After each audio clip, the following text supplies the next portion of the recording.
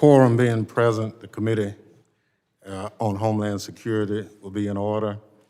The committee is meeting today for consideration of H.R. 903, the rights of the TSA Workforce Act of 2021, H.R. 2915, the Homeland Security Procurement Reform Act, H.R. 4089, the Darren Drake Act, H.R. 4094, the One-Stop Pilot Program Act of 2021, H.R. 4209, the DHS Illicit Crossing Border Tunnel Defense Act, H.R. 4363, the DHS Contract Reporting Act of 2021, H.R. 4426, the Homeland Security for Children Act, H.R. 4611, the DHS Software Supply Chain Risk Management Act of 2021, H.R. 4682, the Unmanned Aerial Security Act,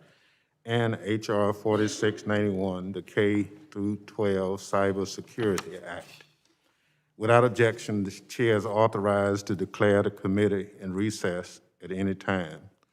The chair wishes to announce that to the extent practicable, it is my intention to take any recorded votes as they are requested and not roll votes. Members are reminded that the committee will operate according to the guidelines laid out by the chairman and ranking member in our February 3rd colloquy regarding remote procedures. The chair further reminds members participating remotely to have their cameras on during recorded votes. The chair also wishes to direct members to the most recent guidance from the Office of Attending Physician. It states that masks are now required for all members and staff in all hearing rooms unless a member is under recognition. The chair will enforce this guidance. With that, I now recognize myself for an opening statement. This is also the committee's first hybrid markup since the COVID health emergency. I appreciate participation by members here with us today in person and here virtually. Most of the measures to be considered today have broad bipartisan support. 3 bills are targeted at enhancing supply chain security. The committee's vice chair, Mr. Torres, has a bill to improve how DHS manages supply chain risk associated with the software it buys. In light of recent cyber attacks, the approach taken in the DHS Software Supply Chain Risk Management Act is on point. I'm also pleased that legislation Mr. Correa has worked on for years to enhance supply chain security at DHS uniforms is on the agenda.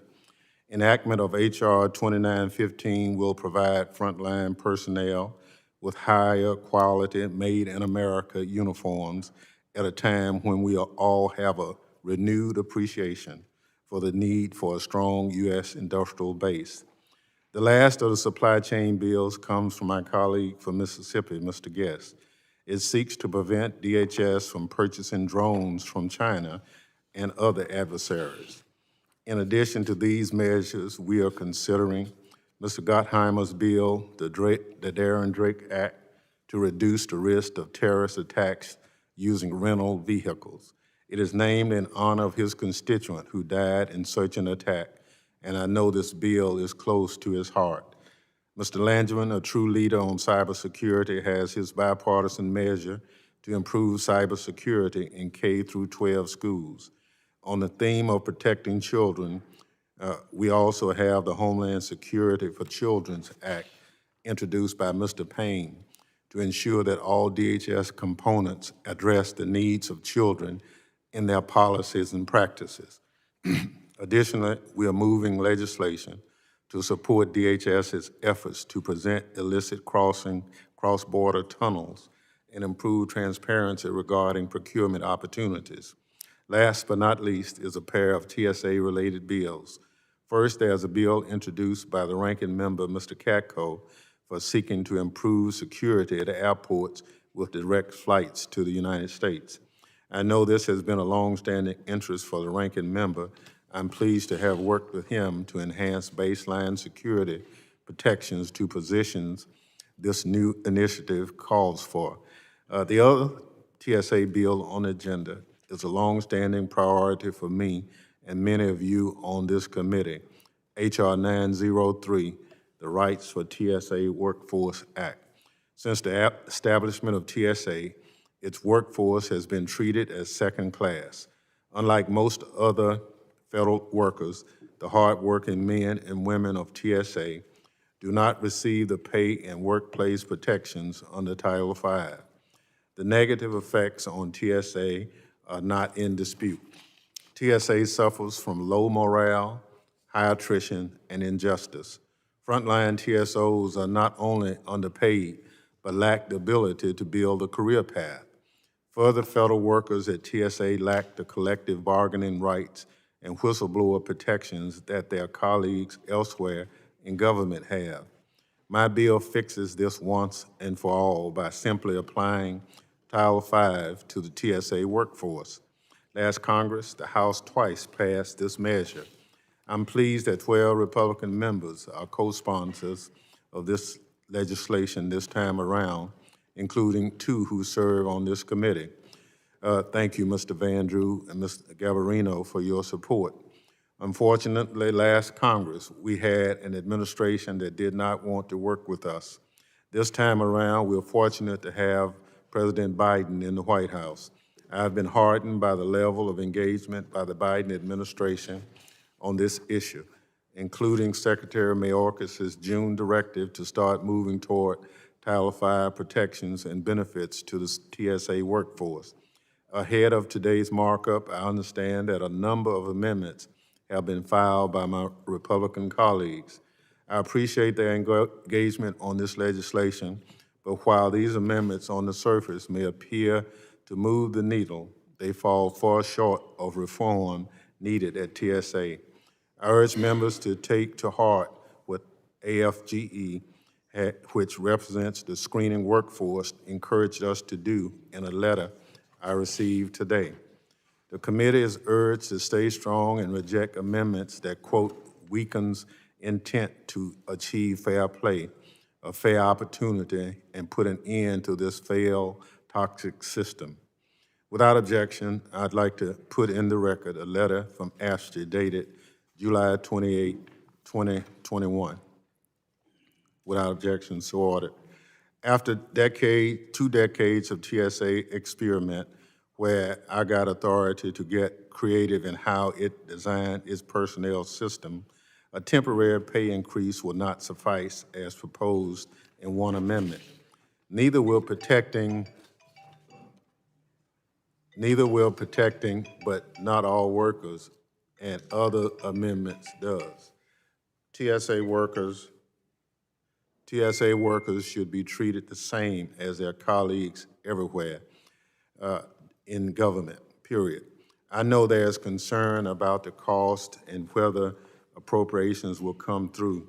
As an authorizer, I will commit to all of you and the TSA workforce that this legislation, as this legislation advances, I will actively engage with the Biden administration and appropriators to secure full funding for Title V adoption.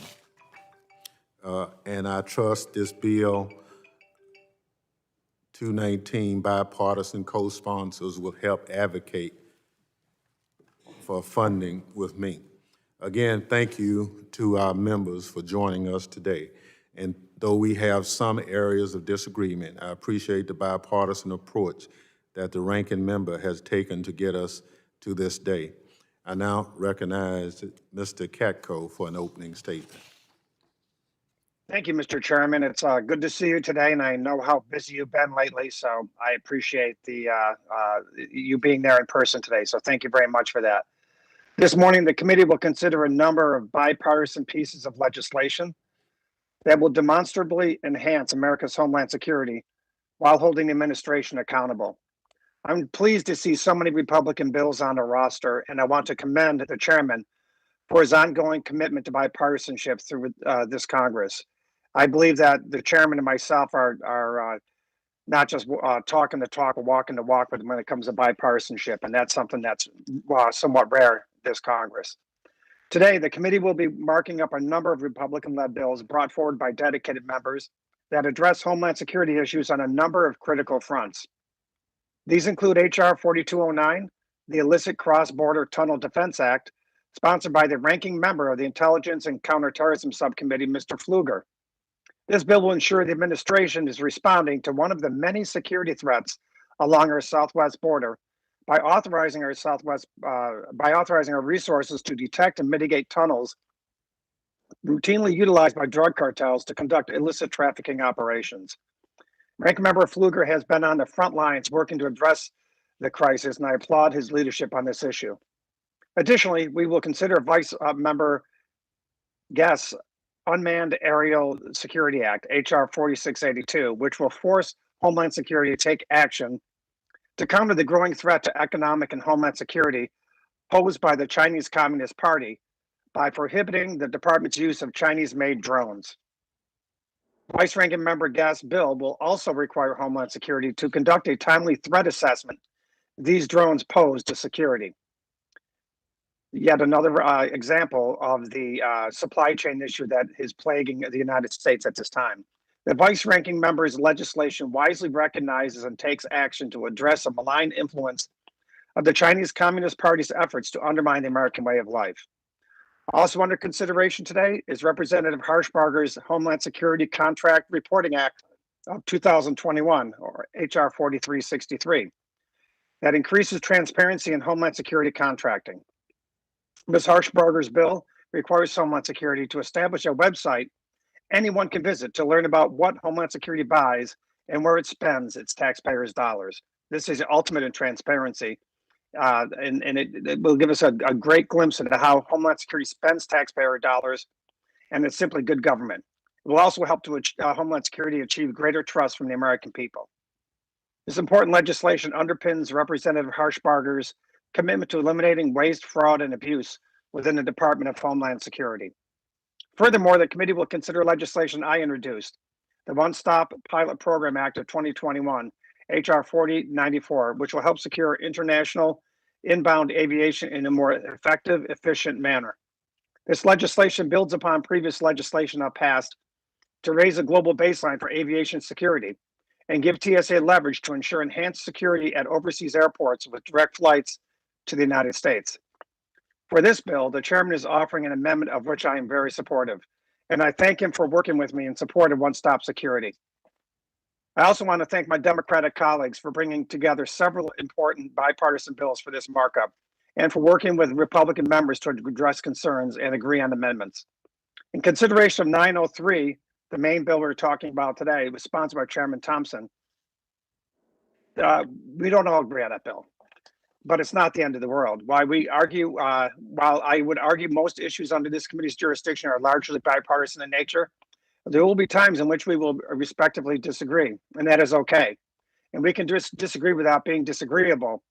But over the next few minutes, I'm going to talk about where I'm at with this bill, and I want one thing to be clear.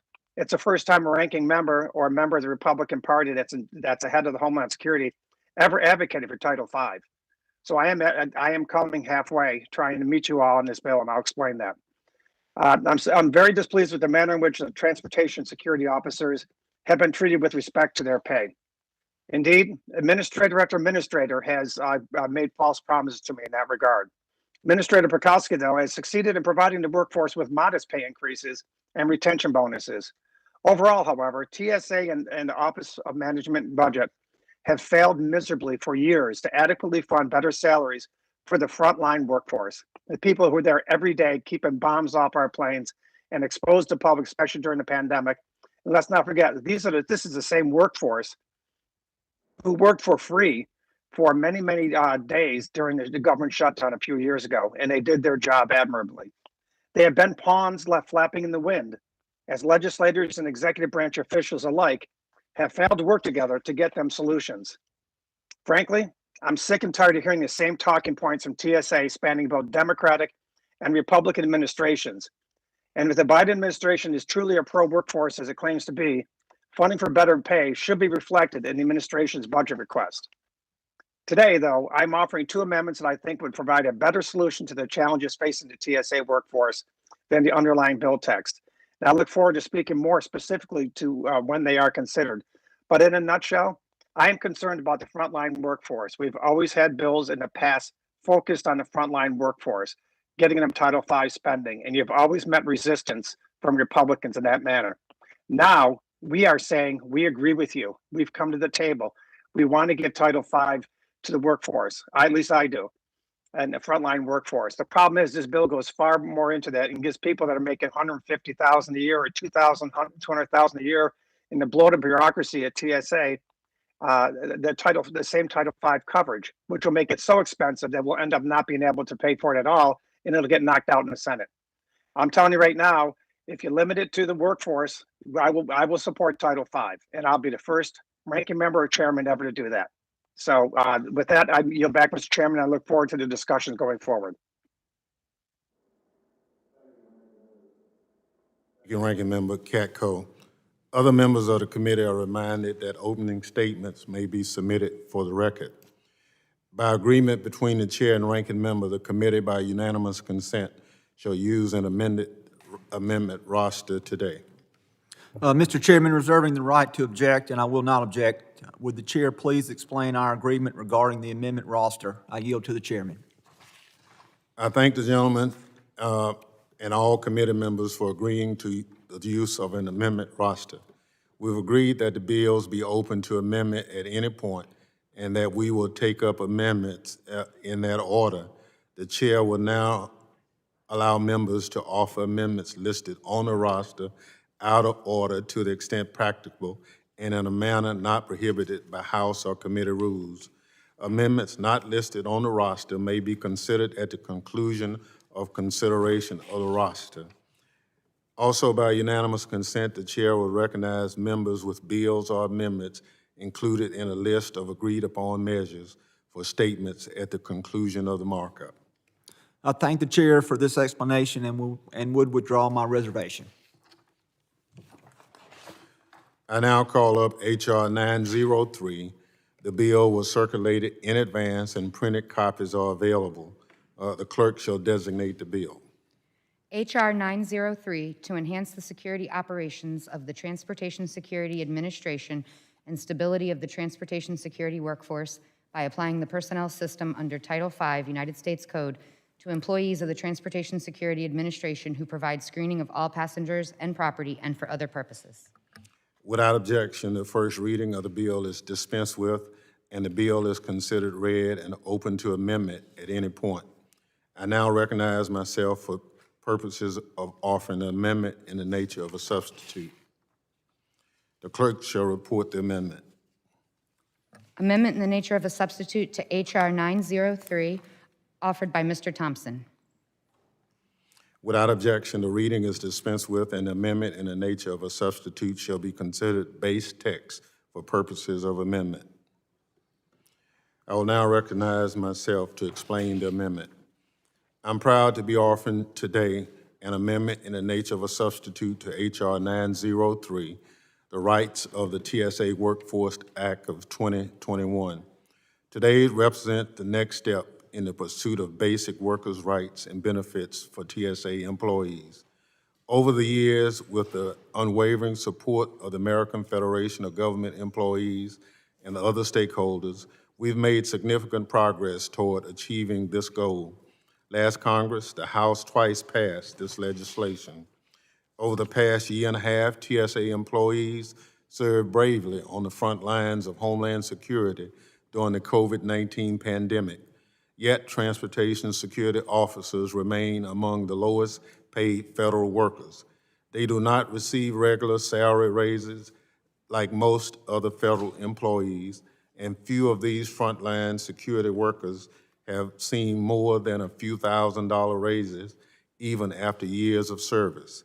Unsurprisingly, TSA continues to struggle with low morale and high attrition, consistently ranking near the bottom of the annual federal government Best Places to Work survey. This year, TSA once again ranked dead last, 407th out of 407 agency subcomponents on pay satisfaction. Low morale and high attrition have an adverse impact on the agency, crippling TSA's ability to develop a mature workforce. According to the DSA Inspector General, over a two-year span in 2016 and 2017, 1 in 3 transportation security officers quit. We cannot continue to ask these brave men and women to protect us from terrorist attack, yet not provide them with better pay and the basic protection most federal employees receive. My legislation would fix that by placing TSA under Title V, the time-tested system that most of the federal workforce include. Importantly, unlike some alternative approaches that will be discussed today, the bill provides a permanent fix by ensuring TSA employees will receive regular salary increases far into the future and providing workers with a meaningful avenue to bargain over their treatment. The amendment, in the nature of a substitute I'm offering today, is the result of close collaboration with the Department of Homeland Security, AFGE, and other stakeholders over the past 7 months. I, along with many of my colleagues, have been encouraged by the Biden administration's desire to strengthen worker rights. Secretary Mayorkas' June directive to start moving TSA to providing collective bargaining rights, third-party appeal rights, and better pay is very encouraging. Ahead of today's markup, we worked with DHS to modify the bill so it builds upon the administration's desire to strengthen worker organizing and collective bargaining.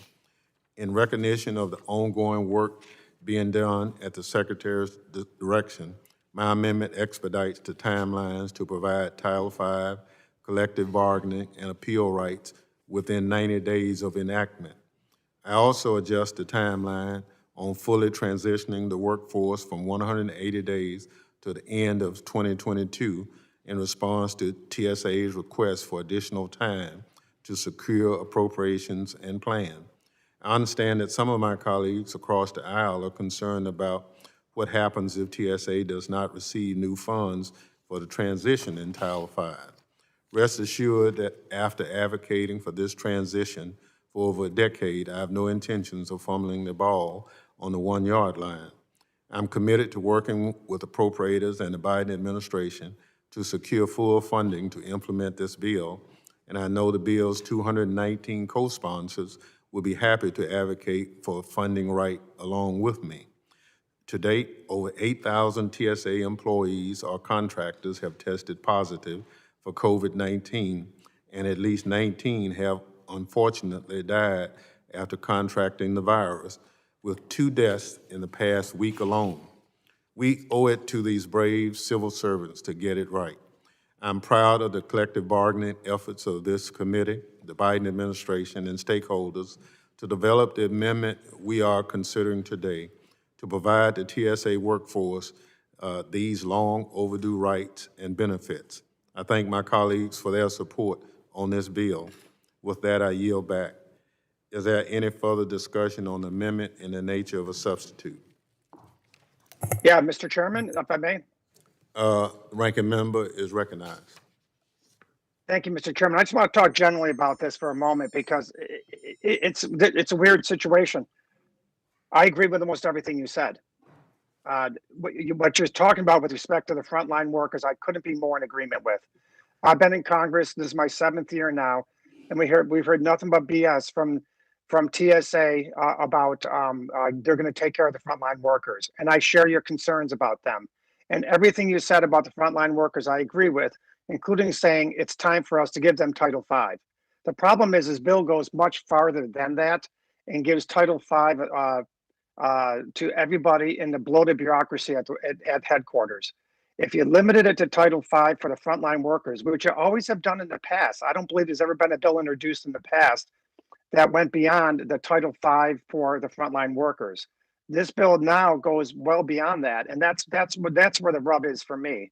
So I'll talk more about my amendments when I come up, but I just wanted to let you know, I think we're in full agreement on helping the frontline workers. If we limit it to that, as I suggest in my amendment, and I speak more about in a minute, I think we could get there. And I would note that you've passed this bill before out of the House and it's died in the Senate. So as laudable as your goals are to get the funding, it's going to have the same problems it had before unless there's a real bipartisan signal. And if the ranking member signs on to it, I think that is a pretty strong signal that you haven't had in the past.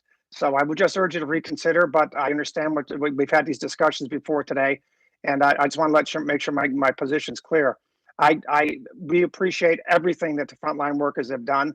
I'm more than impressed with their dedication to duty, and it's not lost on me how many people have lost their lives during COVID because of being exposed to COVID, but while doing their job and keeping us safe. But this bill goes far beyond, and if we have a hard enough time getting funding for the frontline workers with your previous bills, how are we going to get people to go and give a lot more money to cover everyone else that this bill would cover if it went to the Senate? And with that, I yield back and look forward to speaking more on my amendments in a moment.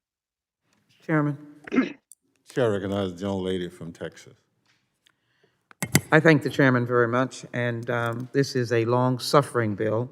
Mr. Chairman, thank you for your excellent leadership, and thank you to Chairwoman Bonnie Watson Coleman as well for her leadership.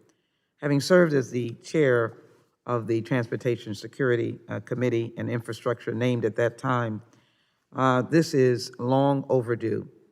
I don't have to recount for members, even those who are newly traveling through the airport system as repeatedly as we have done over the years, the frontline responsibility of TSOs. But you have to have had to been here in the immediacy of 9/11 when the Bush administration at that time cobbled together the Homeland Security Department, and it was cobbled together. Previously, the security, which most people probably could not even remember at airports, since parents, friends, and everyone would be at the gate welcoming their loved one, was almost non-existent. But we had to stand up a professional workforce, and we did. We did it, however, with much bumps in the road. And one of the plagues of TSOs is the issue of retention, professionalism. Midway, we established the training in the school in Georgia to try to build on professionalism, but that didn't work. Retention did not increase. And that is because the benefits did not in any way equal the responsibilities that are given to these officers. In the sense of this legislation, we have the opportunity to correct a wrong that has now lasted for now 20 years, as we will commemorate 9/11's 20th year this year. How tragic it is that these individuals are not able to address the questions of unequal personnel management, intimidation, harassment, discrimination, stories of despair, not having enough money to make ends meet. Many of these TSOs are former military. Many of them are dedicated to their service. Needless to say, as the ranking member has indicated, they suffered mightily during COVID-19. In fact, they were some of the ones that lost their lives and were infected before we were able to handle how to address their frontline work. We know that one TSO was killed in the line of duty in California. We heard from his widow and his family in the line of duty. How much more do we have to hear before we know that this legislation is long overdue? I think many of us, including the United States Senate, Mr. Chairman, have forgotten the way we've done business here. And that is why we didn't go anywhere in the United States Senate. I hope this time they will. In years past, the House would make its will, the Senate would make its will, and there would be a conference committee, and we'd have a bill. And then the president, whoever it might be, would sign it. Frankly, I have a lot of friends in the United States Senate. I'm sure many of us do. I'm glad the majority now is a Democratic majority. I trust their integrity and their faith in the American system, Constitution, and principles of democracy. But the Senate needs to work its will, take this bill, or work its will, and we need to go to conference. We cannot tolerate any longer allowing TSOs to suffer as they have suffered. They are professionals if we give them a professional infrastructure. They are professionals by their commitment and duty if we give them a commitment and duty in the infrastructure. This legislation that Mr. Thompson has offered, glad again this year, gives that infrastructure. You cannot have a workforce that does not have guideposts, the ability to recruit, the ability to retain. You cannot suffer a workforce that is without a statutory structure.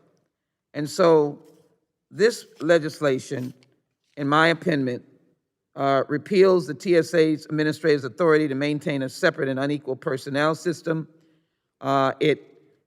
Which is extremely important. It requires TSA to follow the labor management employee relations statutes.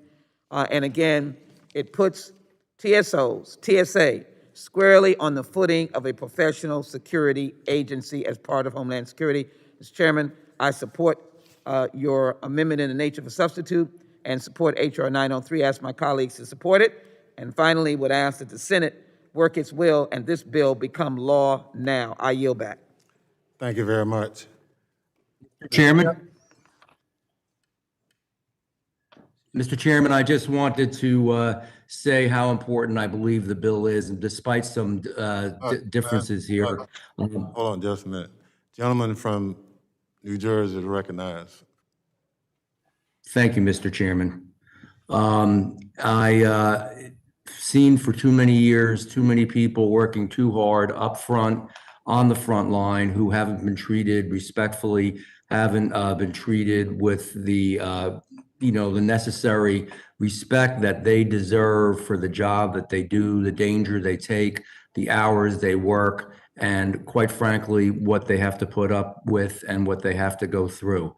And I think it's about time that that come to an end. They shouldn't certainly be the last of all the workers to be understood, respected, or for that matter, paid a normal amount of money. So I applaud the sponsors of this bill, and I know there are a good number of them, and yourself, Chairman Bonnie, of course, Leader Katko and others.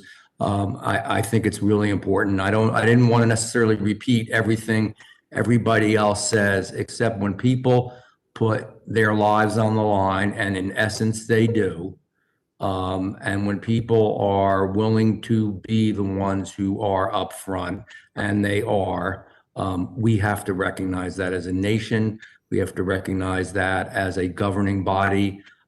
We have to recognize that as the Congress. So I think it's important that we move forward with this. Thank you. Thank you, gentleman. Yields back. Mr. Chairman. Chair recognizes gentleman Mr. Chairman, from South I guess Carolina for 5 minutes.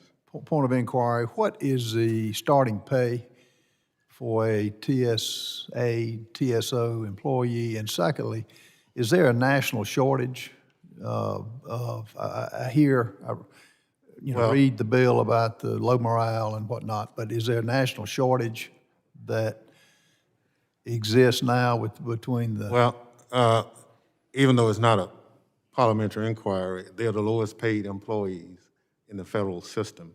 That's documented. We have some 46,000 TSOs working at over 400 airports in the country. Okay, if you look up the pay scale, the starting pay is $49,650. Yeah. If you look at the average police officer in this country, who is far less than the average salary for a police officer, is $34,600. Well, if so- you look at the average salary for a TSO person, it's $29,500. Okay, well, I guess that may be first year, but the average for. Well, didn't gentlemen, dis- yeah, I'm trying to, if you need some background information, we'll be happy to provide it for you, but your line of questioning is inconsistent with the discussion. What about the shortage? Is there a national shortage? They're looking for 2,000 people right now. That's been publicly reported. Okay, well, I guess my issues with the bill, as Mr. Katko explained, it's overreaching in a lot of areas, and the $1.7 billion that they say it cost is more in line with $2 billion. But I think there's some real concerns, as Mr.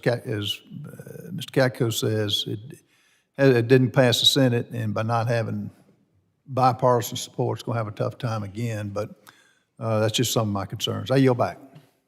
Gentleman yields back. The chair will now recognize members with amendments appearing on the roster. The clerk will designate the first amendment offered by the gentleman from New York, Mr. Katko, on the roster. Amendment to the amendment in the nature of a substitute to H.R. 903 offered by Mr. Katko. Without objection, the amendment will be considered as read. The chair recognizes the distinguished ranking member, Mr. Katko, for 5 minutes. Well, first of all, I appreciate you saying distinguished. I'm not sure that's worthy of me, but thank you. But I want to make sure which amendment we're talking about, sir. Is it about simply giving the frontline personnel salaries a raise, or is it about the amendment to Title V, your Title V bill? Clerk, will you repeat the amendment for Mr. Katko? Amendment to the amendment in the nature of a substitute to H.R. 903 offered by Mr. Katko. Continue to read. Strike page 1, line 1, and all that follows and insert the following. Section 1, short title. This act may be cited as the support for the TSA Frontline Workforce Act of... Thank you. I'm sorry. I understand which one it is, and I apologize. I'm not present. So thank you very much for that accommodation. Gentlemen recognized. All right. Thank you, Mr. Chair. Here is this amendment would significantly improve morale for TSA by granting transportation security officers, which is obviously the subject of our discussion today, federal air marshals, a 5% pay increase in year one, 5%, followed by 3% pay increases the following 4 years. So you're talking about 17% pay increase over a 5-year period, at least that. Probably more than that when it builds on each other. Additionally, this amendment would give the frontline workers a $3,000 COVID exposure bonus in acknowledgement of the frontline's service and dedication throughout the pandemic. Lastly, this amendment authorizes TSA to utilize a passenger security fee to pay TSOs during a government shutdown. This amendment puts congressional priority where it should be and where we've all discussed today, on the front lines of the workforce and with our federal law enforcement officers, rather than with bureaucrats at TSA headquarters who are already getting paid a heck of a lot more. With that, Mr. Chairman, I yield back. Thank you very much. Are there any members? Is there any further discussion? I'd like to speak in opposition to the ranking member's proposal. I appreciate the ranking member's support for improving pay for the frontline workforce, and especially his proposal to provide hazardous pay bonuses for those working during COVID-19 pandemic.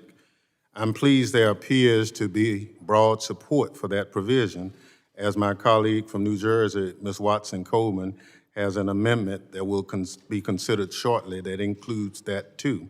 The critical difference here, of course, is that unlike Ms. Watson-Coleman's proposal or my underlying bill, this amendment would unfortunately do little to empower TSOs in the long term with predictable salary increases and critical workplace protections.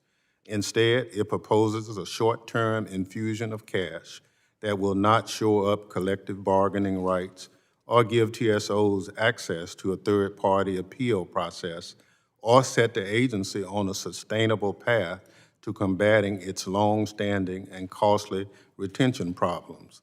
This stands in stark contrast to what the bill we are considering today would accomplish.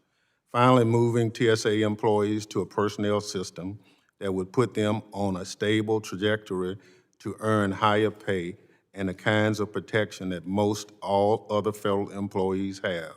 I believe all of us on this committee agree with the sentiment expressed in this amendment that Congress has not done our part in to reflect the appreciation we have for the hard work of TSOs by providing them with the pay they deserve.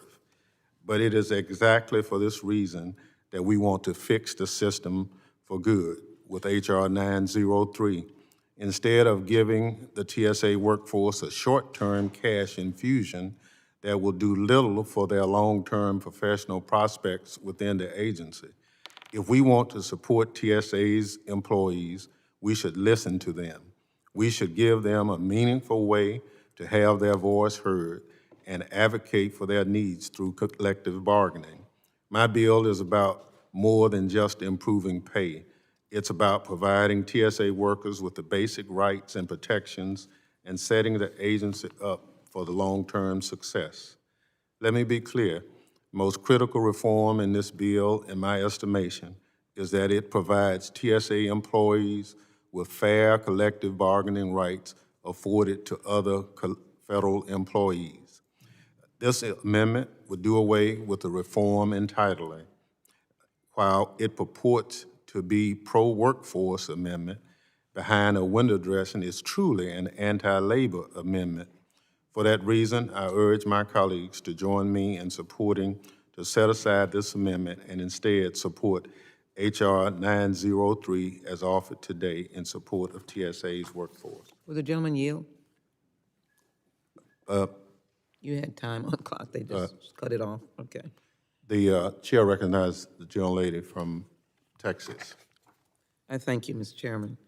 I think the real question here is, what kind of workforce do we want? You've indicated 2,000 are needed at this time. I've known TSA when more numbers were needed. I go through airports, and every airport I go to or through, I talk to TSOs or their supervisors. And you always ask the question, do you have enough staffing? And the response is that under the circumstances, without a professional scheme, if you will, for the work that is done, for the interactions with the public, for encounters that we in Congress may not hear about, altercations, other discussions that are not pretty, that TSOs have to address. We know that there has been a record outbreak of misbehavior on airplanes. There's misbehavior in airports that are not necessarily recorded as much as that is recorded on airplanes. TSOs address those questions. They deal with all kinds of issues in the traveling public, and their responsibility is to treat each of those passengers with dignity and respect. That's what we would expect. Security does not have to come with disrespect. And so to develop that base of employees, professional workforce that deals with national security, aviation security, airport security, then you need to have a force that is not dominated by the administrators, with all respect to those administrators' different whims. And that is what H.R. 903 does, and it is not just a salary question. And I know the ranking member has always looked to be bipartisan, and we appreciate that, and agreeable as opposed to disagreeable. But the reason why I think 903 is ready at this time is because we as a country are growing, and we are growing with different, when I say growing, growing steadily. Our travel is coming back, aviation travel, but we are always going to face incidences or episodes in our history that require that aviation security be paramount. To make aviation security paramount, I think 903's time is now to make this a legislation that can be utilized to build a professional workforce in the TSOs and TSA. I yield back. The chairman yield. Thank you, Mr. Chairman. California is recognized. Thank you, Mr. Chairman. Listening to this debate, I was not going to comment, but a lot of the comments brought me back to 9/11. It's been 20 years to that day when the bad guys actually scored on us, and it was a big breach of our national security. Thousands of American lives lost, changed the way we do business, the way we conduct ourselves on a day-to-day basis forever. It's been 20 years. And you know, as a passenger, every time I go through airport security, if I can think of the days before I served on this committee to today, as a passenger, you run through security and you think about the hassle, the pain of having to put your stuff on that conveyor belt. You know, what are these people doing? Why are they such a pain? Why are they slowing me down? Then after chairing like you, ma'am, chairing that TSA subcommittee, when you look at the job these folks have to do, looking at those x-ray machines, and every year that we try to modernize, bring in new software into those machines so they can better detect what's going through those machines. And I'll stop there because the rest is classified. But to think of the job they do, to think of the training they need, and as my colleagues talked about salaries, colloquy on salaries. Would we ever question the salaries of an FBI agent? Would we ever question the salaries of a CIA operative? Would we ever question the salaries of a police officer? Yet, TSA does suffer morale. Problem of morale is turnover. Do they pay them enough? Question is, do they stick around for the job long enough to move it to the next level? And based on the committee hearings we've had here over the last few years, they don't. This is an entrance position. You come in, you get into a federal job, and you move to the next level right away. Yet you need a professional workforce to be our frontliners at the airport. We cannot afford another 9/11 breach. We all know that the prized jewels of a terrorist would be to bring down another airline, to bring down a plane full of American passengers. That is big. And this is our front line of defense, these TSA workers. And so now, after spending a few years on this committee, now after going to tour these airports, looking at the back area of operations, I began to understand their job, keeping us safe, making sure that nothing gets through, making sure 100% is the score through thousands of airports in this country and outside this country. So why do we want to professionalize these folks? Why do we want to make them a union member? Because you want to make sure that they want the job. And you, Mr. Chairman, talked about thousands of job openings right now. They're not easy to fill because every time you fill a job opening, they turn over within a year. So you take 3 to 4 months to train one of these TSA workers. 6 months later, year and a half later, they're gone. Is that the kind of FBI agents you want? Is that the kind of professional frontline workers you want to be defending our airways? Absolutely not. We, as a legislature, have to do everything in our power to protect American citizens, especially in our airports. And that's why, Mr. Chairman, I want to thank you for bringing this issue up. Our ranking member is absolutely right. He's worked with you on this issue. This issue is going to have challenges moving through the legislature, but it doesn't mean we don't try. And it doesn't mean we don't put our back into it, because the national security of our country is dependent on having professional TSA workers at the front lines. With that, Mr. Chair, I yield. Gentleman yields back. There being no further debate, the question on the amendment offered by the gentleman from New York, Mr. Katko.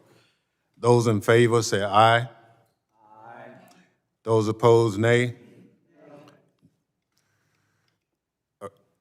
The nays have it. Mr. Chairman, I would request a recorded vote. A recorded vote is requested.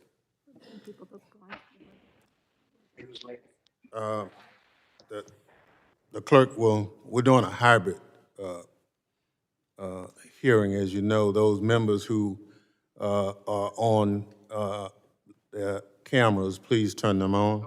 The clerk will call the roll. Ms. Jackson Lee? No. Ms. Jackson Lee votes no. Mr. Langevin? No. Mr. Langevin votes no. Mr. Payne?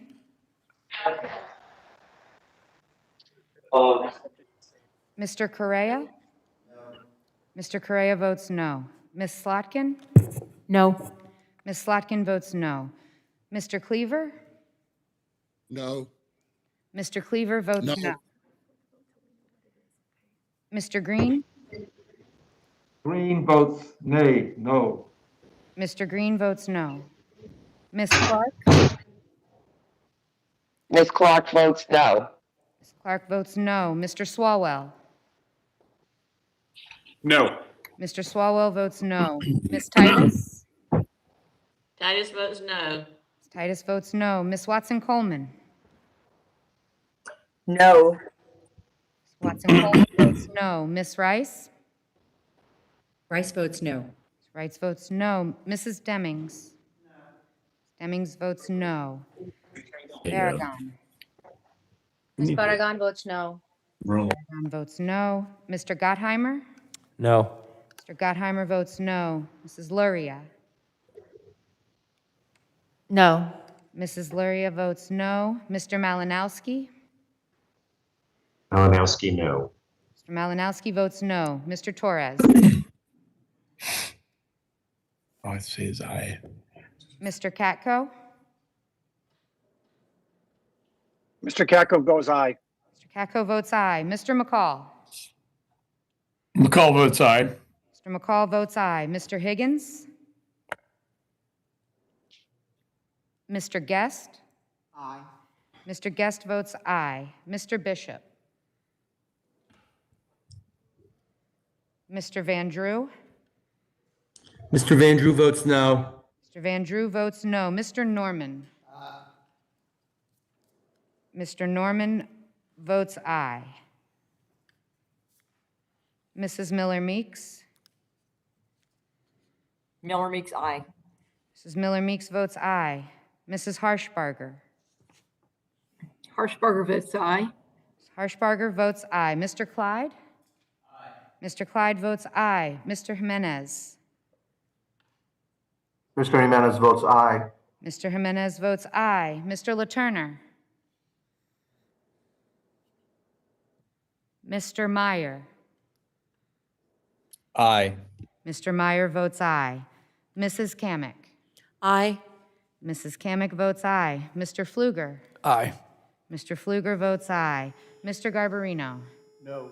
Mr. Garbarino votes no.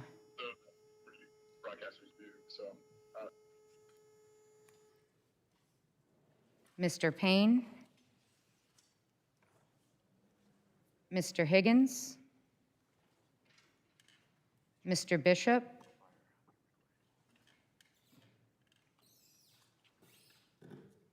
Mr. LaTurner? Because of, you're right, people. How am I recorded? The chairman is not recorded. Chairman votes no. Chairman votes no.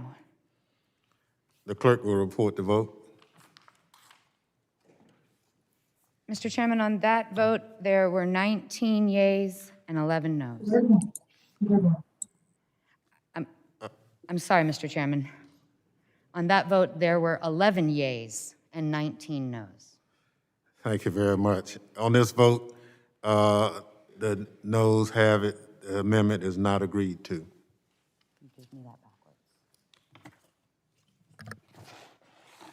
It is now in order to consider the amendments on the roster.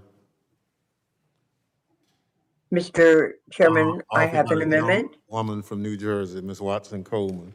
The clerk will designate the amendment. Amendment to the amendment in the nature of a substitute to H.R. 903, offered by Mrs. Watson Coleman. Without objection, the amendment will be considered as read. The chair recognizes the gentlewoman from New Jersey, Ms. Watson Coleman, for 5 minutes. Thank you, Mr. Chairman. I want to first thank you for your tireless work on behalf of the TSA Workforce and for bringing this legislation forward today. The bill before us is the result of years of work and represents the input of the Department of Homeland Security as well as stakeholders across the transportation security sector. This is not simply a short-term boost to the wallets of workers, though it does provide that, but a long-term investment in an empowered, protected, and appropriately rewarded TSA workforce. In addition to a few technical changes, my amendment would ensure a smoother transition to the new general schedule pay grades for TSA employees in a manner that recognizes each employee's time and service. Additionally, in recognition of the hazardous duty and significant sacrifices made by frontline workers during this difficult period last year and a half, my amendment will provide a $3,000 bonus to employees whose duties have placed them in contact with the public during the COVID-19 pandemic. That language is based on a proposal from my friend, ranking member Katko, and I thank him for raising this idea. Finally, we want the new Title V protections for the TSA workforce to be a floor, not a ceiling. My amendment clarifies that the TSA administrator is able to provide benefits that exceed those in Title V, as long as those benefits are crafted in collaboration with the workforce and their unions to fully meet their needs. I again thank the chairman for his work on this issue, this Congress, and for many years, and I urge my colleagues to support this amendment and this bill. With that, Mr. Chairman, I yield back. Is there any further discussion? There being no further debate, the question on the amendment offered by the gentlewoman from New Jersey, Ms. Watson Coleman. Those in favor say aye. Aye. Aye. Those opposed, no. No. In the opinion of the No. chair, the ayes have it. Gentleman from Georgia. A recorded vote is requested. The clerk will call the roll. Ms. Jackson Lee? Mr. Langevin?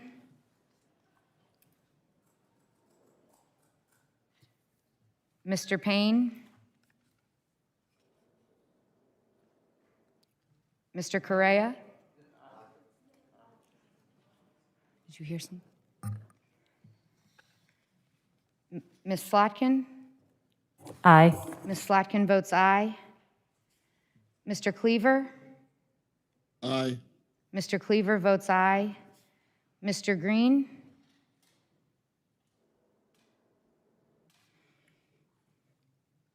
Ms. Clark? Aye. Ms. Clark votes aye. Mr. Swalwell? Ms. Titus? Titus votes aye.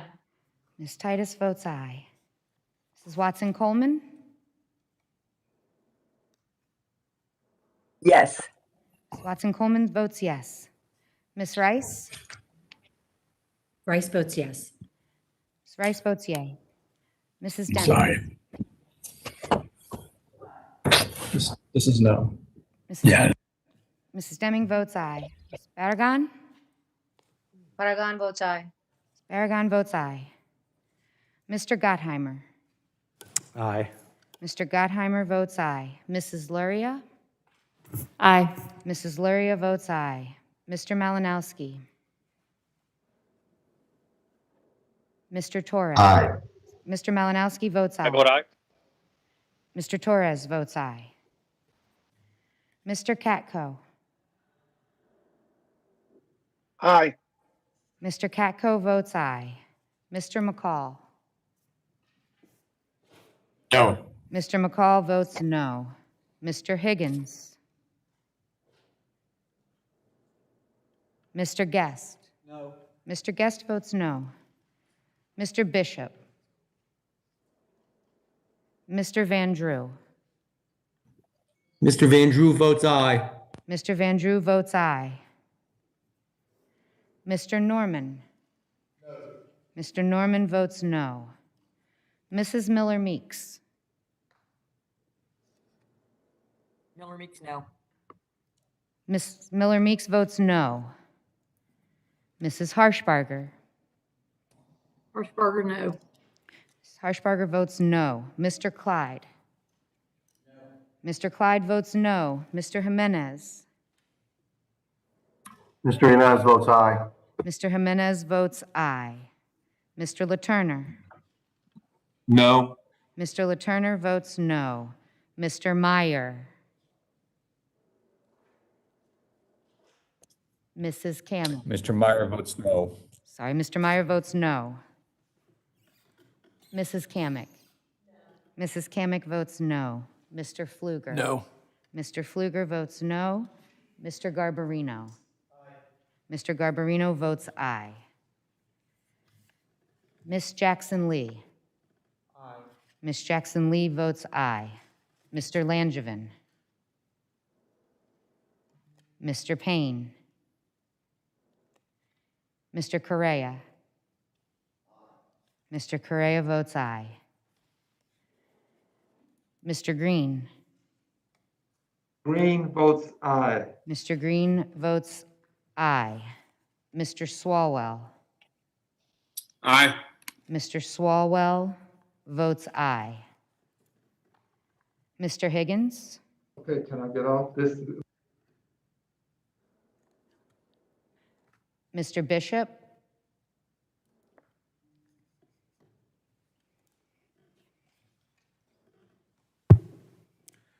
How am I recorded? The chairman is not recorded. Chair votes aye. Chairman votes aye. Clerk will report the vote. Mr. Chairman, on that vote, there were 21 ayes, 10 noes. 21 ayes, 10 noes. Thank you. On that vote, the ayes have it. The amendment is agreed to. It is now in order to consider the Second Amendment on the roster offered by the gentleman from New York, Mr. Katko. The clerk will designate the amendment. Amendment to the amendment in the nature of a substitute to H.R. 903 offered by Mr. Katko. Without objection, the amendment will be considered as read. The chair recognizes the gentleman from New York, the ranking member, for 5 minutes. Thank you, Mr. Chairman. And while I support the underlying bill's intent to improve conditions for screeners and FAMs by moving them into Title V status, I cannot support moving the entire agency at TSA into Title V. That is something that has never been proposed before by this committee by anyone. In my years of oversight experience with TSA, I found the agency's headquarters to be bloated and oftentimes wasteful and plagued by bureaucratic inertia. Unlike the frontline employees, DC-based bureaucrats under Title V have traditionally proven to be ineffective, inefficient, and shielded from discipline and accountability. I believe existing issues with headquarters to be related to TSA's common practice of aligning policies for headquarters staff with Title V as much as possible, which has led to frustrating inefficiencies. I'd like to work with my colleagues on this committee to develop legislation that would more effectively hold headquarters personnel accountable, but I fear that if the agency enters Title V in its entirety, which again, I'll stress is the first time this has ever been proposed, we will lose authority and limit options to hold TSA management accountable. My amendment would limit the move to Title V to only the frontline workforce like screeners and FAMs. I believe this would send a strong message of support to the frontline workforce while serving as a critical shot across the bow to TSA headquarters and allow this committee to retain the ability to hold bureaucrats accountable. And Mr. Chairman, I'll note that all the discussion today is completely in alignment with what I'm saying, except perhaps what some of the things you said. Sheila Jackson Lee spoke twice, my colleague and friend. Her entire discussion was about protecting the frontline TSO workers. Jeff Van Drew spoke passionately about protecting frontline TSO workers. Mr. Correa, my friend and colleague, spoke passionately about protecting frontline workers. None of them said anything about dealing with the bureaucrats at headquarters. I think everyone wants to help the frontline workers. And that is exactly what this amendment does. It's not a gimmick by me. And I'll reiterate again, this is the first time a ranking member or a Republican chair has ever supported Title V funding for frontline workers. I think would send a very powerful message to the Senate that there is bipartisan agreement for this at the leadership level. And I would urge my colleagues on the Democratic side, you're my friends, you're my colleagues. I don't often drag out these hearings like this, but I believe strongly that these workers need to get paid, and and I agree with all of you about what they've been through and what they deserve, and they don't deserve what they're getting now. But what we've done, we're throwing the baby out with the bathwater, making it even more difficult than in years past, where you haven't been successful in getting Title V funding for the frontline workers. You're making it that much more difficult by layering on hundreds of millions of dollars more to pay people at the front line at the headquarters who no one is arguing is underpaid. If anything, they're overpaid. And so the whole genesis of my argument today was that I was sick and tired of the bureaucrats at TSA giving me assurances that they were going to properly pay these workers so they didn't need Title V. I now am done with that argument. And that's why I'm supporting this amendment. Give the workers Title V funding. Send a signal to the Senate that we, at the leadership level, as well as people in the Republican Party, want to give Title V funding to the frontline workers. And I think it's far past due, and it'll give it a better chance of passing. If you don't, like I said, I feel we're going to throw a baby out with the bathwater. So I urge my colleagues to support my amendment, and I yield back to balance my time. And thank you. Gentleman yields back. Mr. Chairman. Chair recognizes the young lady from Florida. Mr. Chairman, I want to thank you and the ranking member for your work to improve overall airport security.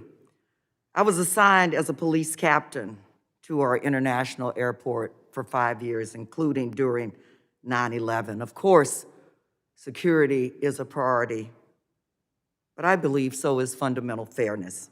I rise to speak against this amendment. The purpose of the underlying bill is to fix a long-standing injustice, remember that word. While almost all federal workers fall under Title V, TSA's workforce does not.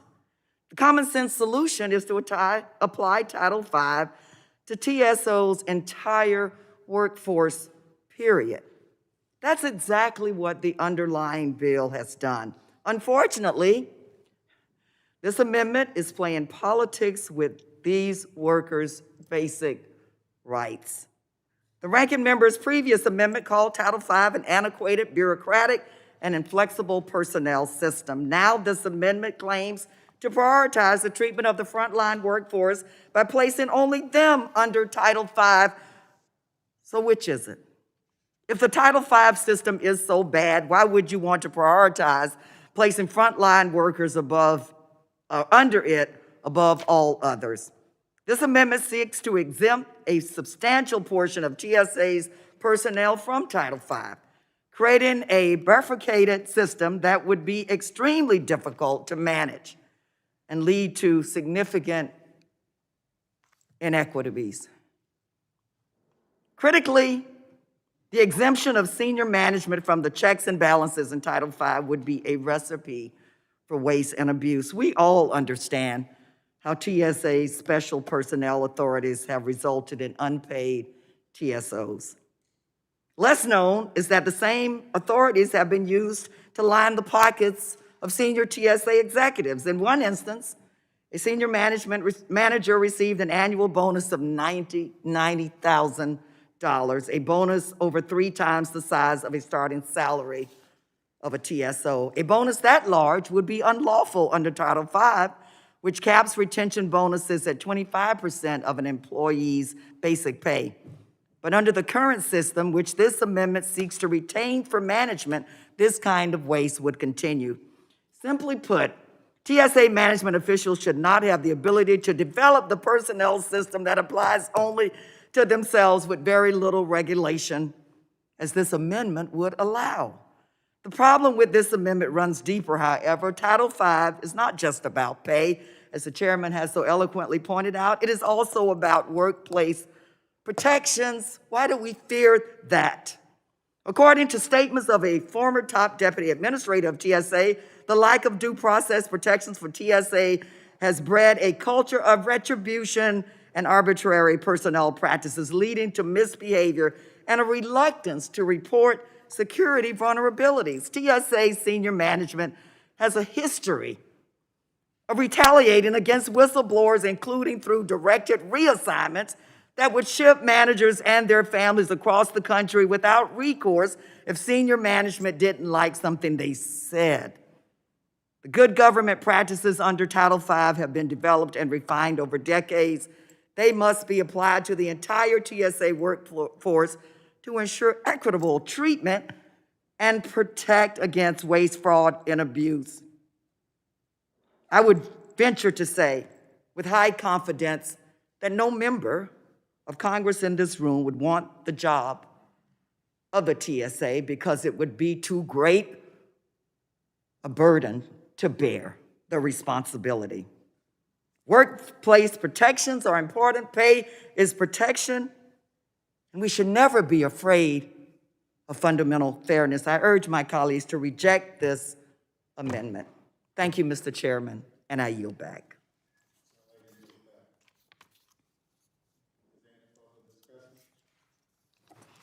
There being no further Chairman? debate.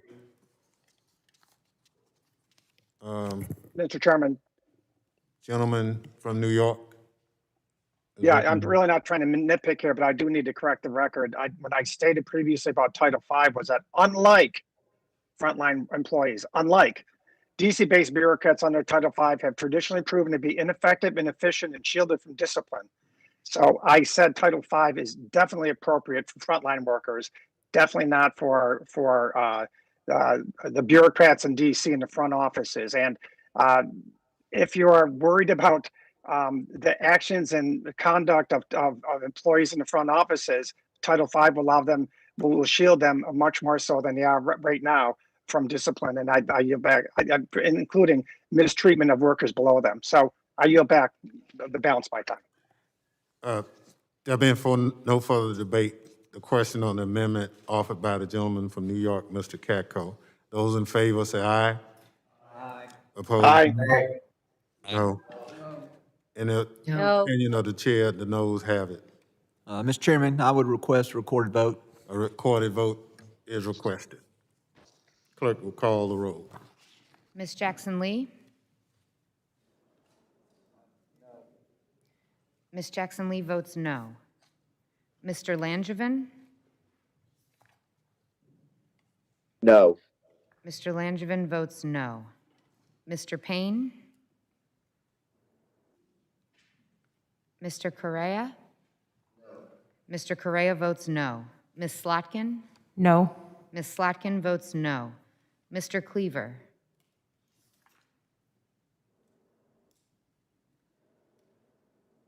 Mr. Green? Ms. Clark?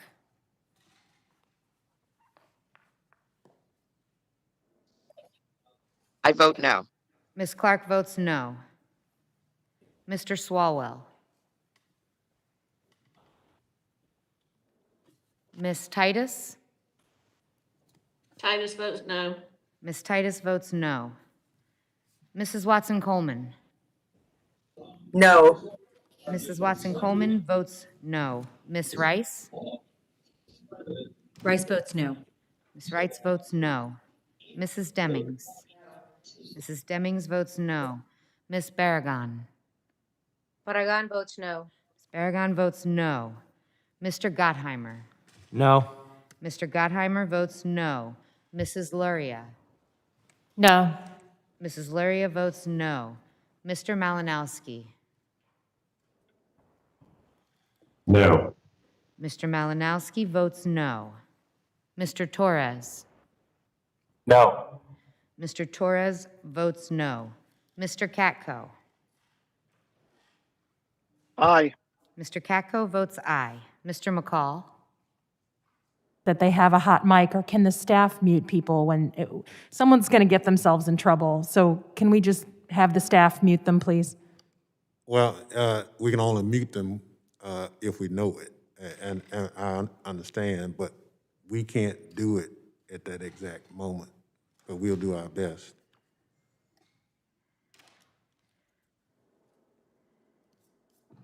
Clerk will continue. Mr. Higgins? Mr. Guest? Aye. Mr. Guest votes aye. Mr. Bishop? Mr. Van Drew, Mr. Van Drew votes no. Mr. Van Drew votes no. Mr. Norman? Mr. Norman votes aye. Mrs. Miller Meeks? Miller Meeks, aye. Mrs. Miller Meeks votes aye. Mrs. Harshbarger? Hirschberger votes no. Mrs. Harshbarger votes no. Mr. Clyde? Yes. Mr. Clyde votes yes. Mr. Jimenez? Mr. Jimenez votes yes. Mr. Jimenez votes yes. Mr. Laturner? Aye. Mr. Laturner votes aye. Mr. Meyer? Aye. Mr. Meyer votes aye. Mrs. Kamick? Mrs. Kamick votes aye. Mr. Pfluger? Aye. Mr. Pfluger votes aye. Mr. Garbarino? Mr. Garbarino votes no. Mr. Payne? Mr. Cleaver? Aye. Mr. Payne votes aye.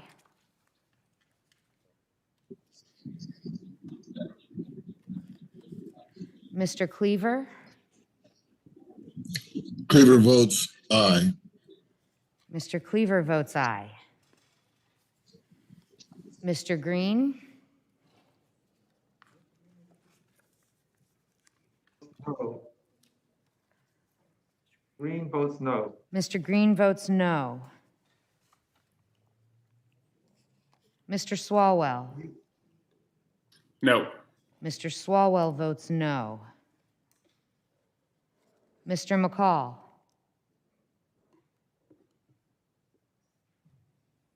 Mr. Higgins? Mr. Bishop?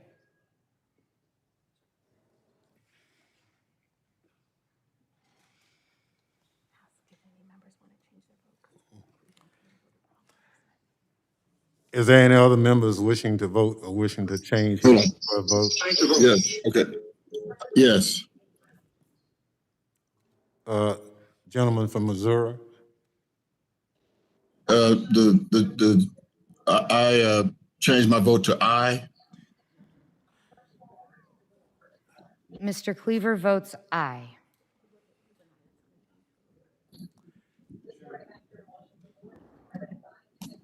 No, I'm asking, did I vote aye? Gentleman from Missouri? Clerk will report the gentleman from Missouri vote. Mr. Cleaver's recorded as an aye. No, yes, I would like to be recorded as a no. Mr. Cleaver I was votes. asking if I voted aye, yes. Gentleman. Thank you. Gentleman from Mr. South Chairman? Carolina. Gentleman from South Carolina, Mr. Norman, how is he recorded? Mr. Norman is recorded as an aye. Mr. Norman votes no. Is there any other member wishing to change his or her vote? Mr. Chairman, Mr. Payne, how am I registered? How is Mr. Payne recorded? Mr. Payne is recorded as an aye. I would like to change my vote to a no. Mr. Payne votes no. How am I recorded? The chairman is not recorded. Chair votes no. Clerk Chairman will votes report no. the vote. Mr. Chairman, on that vote, there were 10 yeas, 23 noes. The amendment is not agreed to.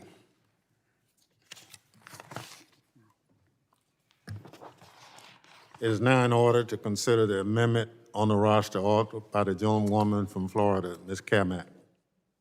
The clerk will designate the amendment.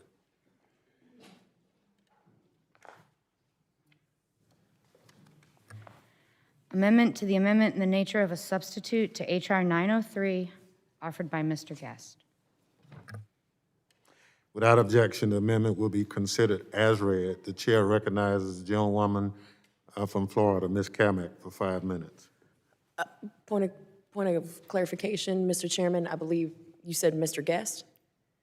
No, I didn't. I believe the clerk. Kamak. I believe the clerk. The clerk said Mr. Clerk, Guest. we just want to be clear, Mr. Chairman, whether we're debating my amendment or Ms. Kamak's amendment.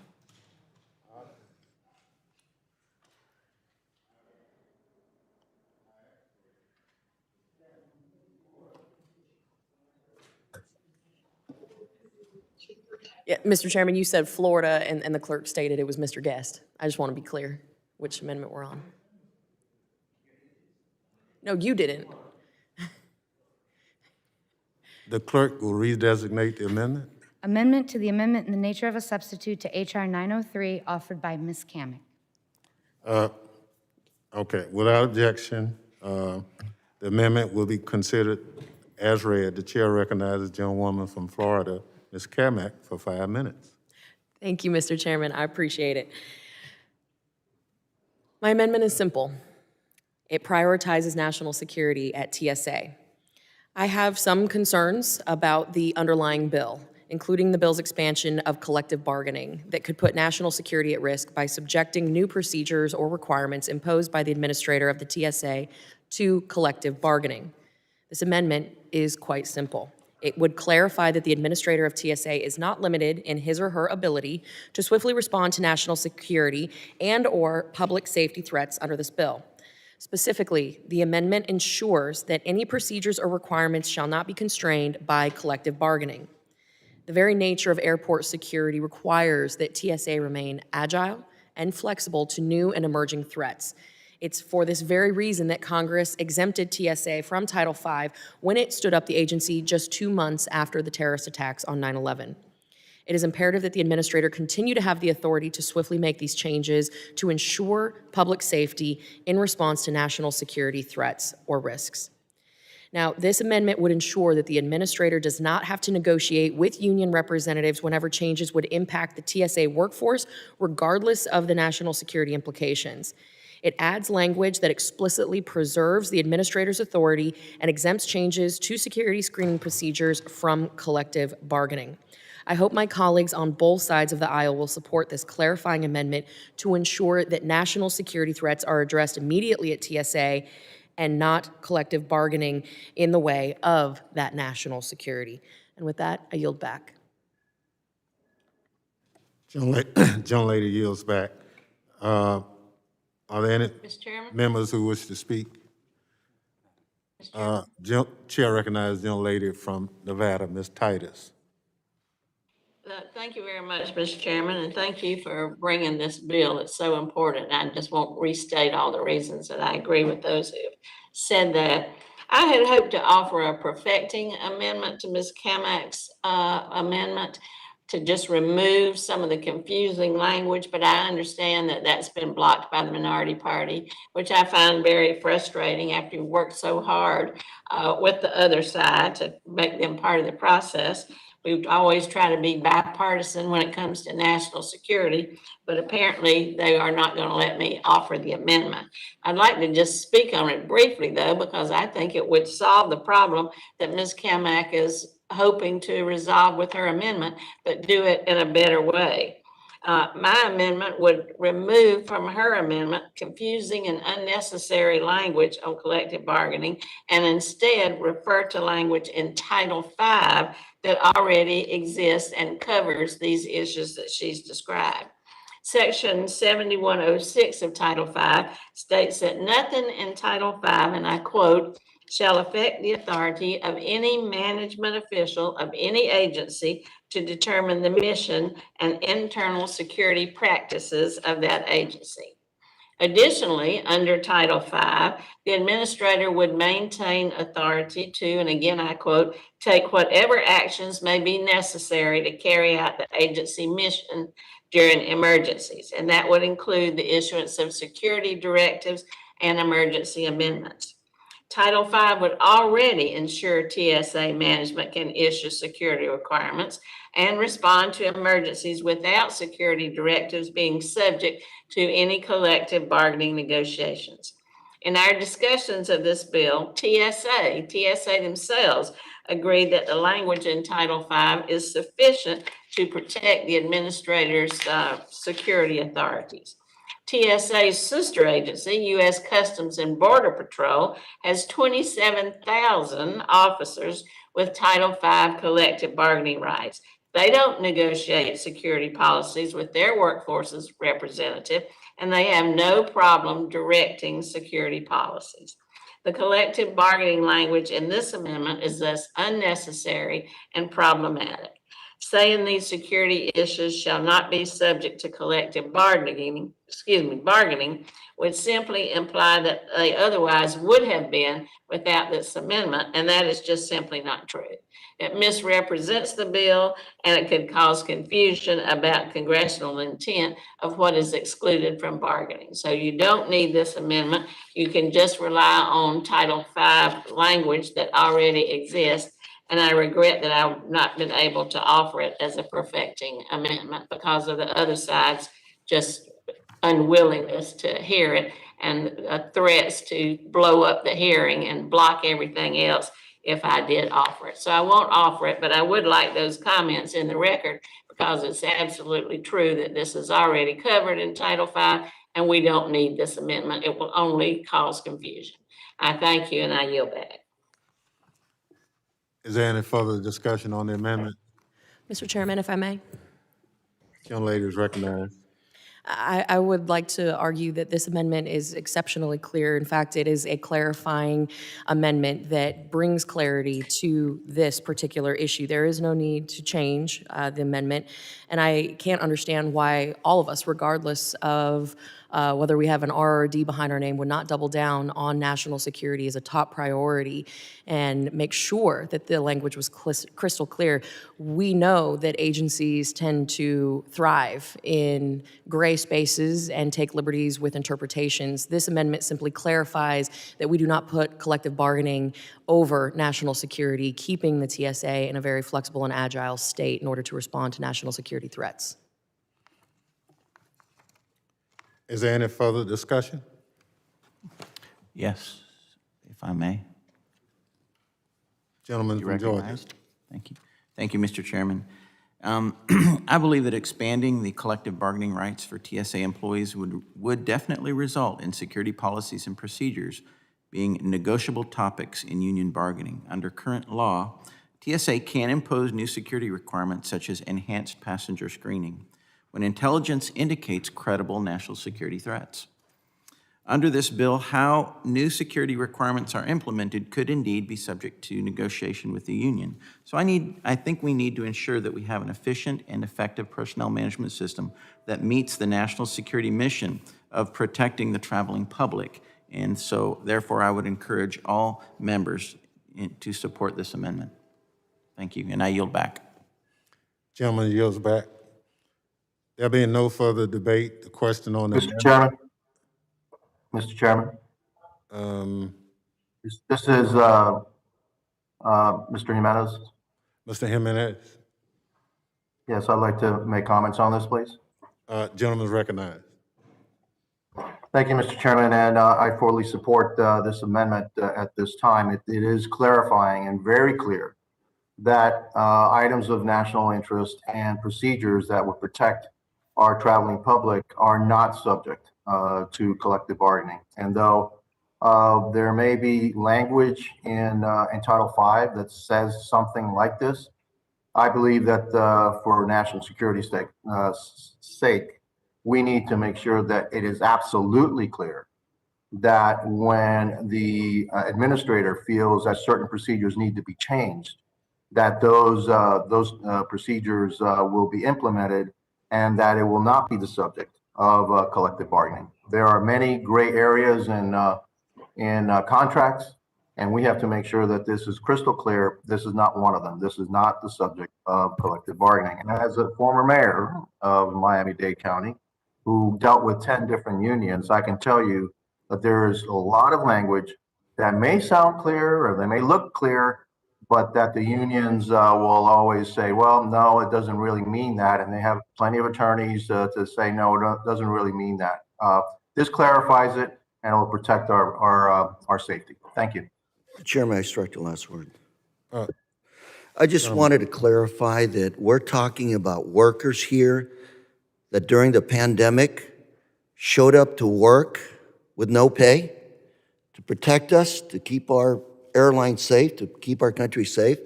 And these are the people whose really loyalty to our country we're questioning.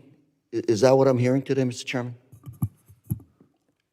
That is the intent, from what I understand, of the amendment. With all due respect, Mr. Chairman, no one is questioning the loyalty of our frontline workers. No,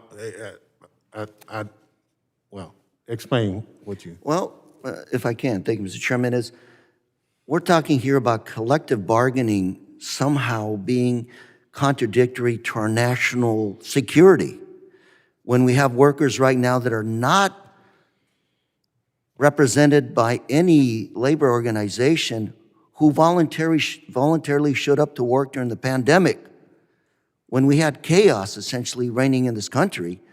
And these are the people we're concerned about. We want to make sure that their collective bargaining agreements somehow do not subvert our national security. Is that what I'm hearing? Gentlelady is recognized. Thank you, Mr. Chairman. Again, this amendment is simply clarifying language to give very little wiggle room to the administrator should he or she have the need arise to make a change in the event of a national security threat. I think everyone in this room can agree that national security supersedes collective bargaining agreements in the face of a national security threat. And as we know, in the wake of 9/11, that is exactly why there was an issue with Title V. So again, we are not saying that this is contradictory to national security. We're simply prioritizing national security in the event of a threat. May I, Mr. Chairman? I don't want to get into a colloquy here, but I wasn't a federal legislator during 9/11. I was a member of Congress during COVID, and I saw those TSA workers without representation showing up to work to protect us, and these are the people we don't want to give wiggle room, because to wiggle room to do what? Do the wrong thing when it comes to national security? I think this amendment is totally unnecessary. Just look at the human nature, the way our frontline workers behaved during a very chaotic time in our nation's history. Yes. Mr. Chairman, will the gentleman yield? Chair recognizes the gentlelady from Florida first. Thank you, Mr. Chairman. Let me just say, there are tens of thousands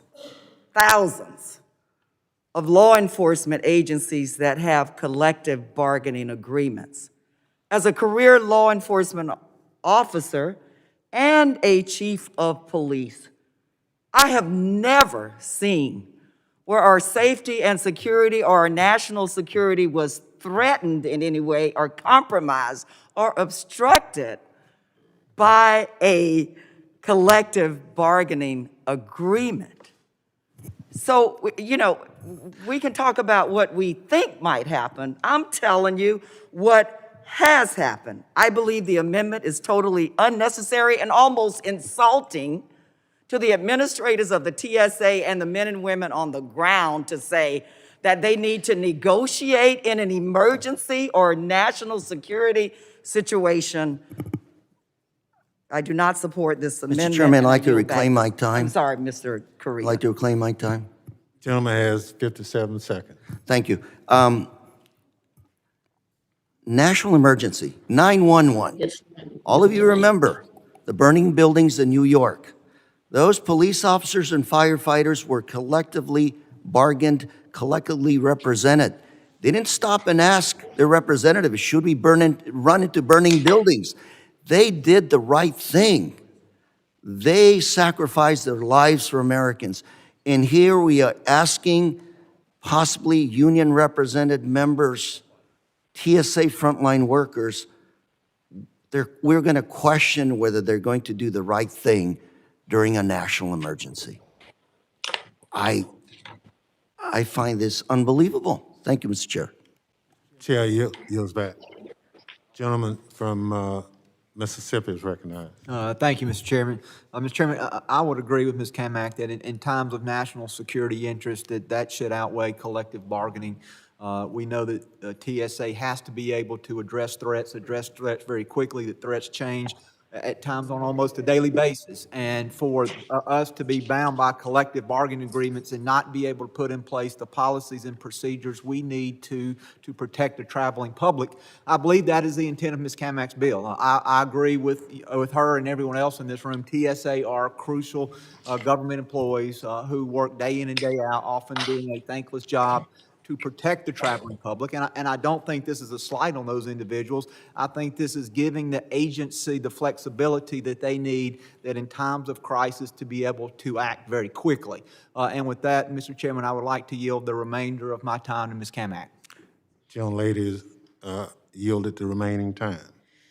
Thank you, Representative Guest. Thank you, Mr. Chairman. I just want to read the amendment. It's in its entirety so that it is fully on the record for all of my colleagues. Nothing in this act shall be construed to limit the administrator's authority to immediately impose new security screening procedures or requirements, or change existing security screening procedures or requirements to address a national security or public safety threat as determined by the administrator. Any such procedures or requirements shall not be subject to collective bargaining. Ms. Titus, in her perfecting amendment, examined and took the body of this amendment and struck the last sentence. So there was continuity and agreement that national security is of the utmost concern. And I think it's uncomfortable right now because people don't want to be on the record on this issue of collective bargaining in the face of a national security threat. So again, I urge my colleagues to put politics to the side, put our national security first, and accept this clarifying amendment.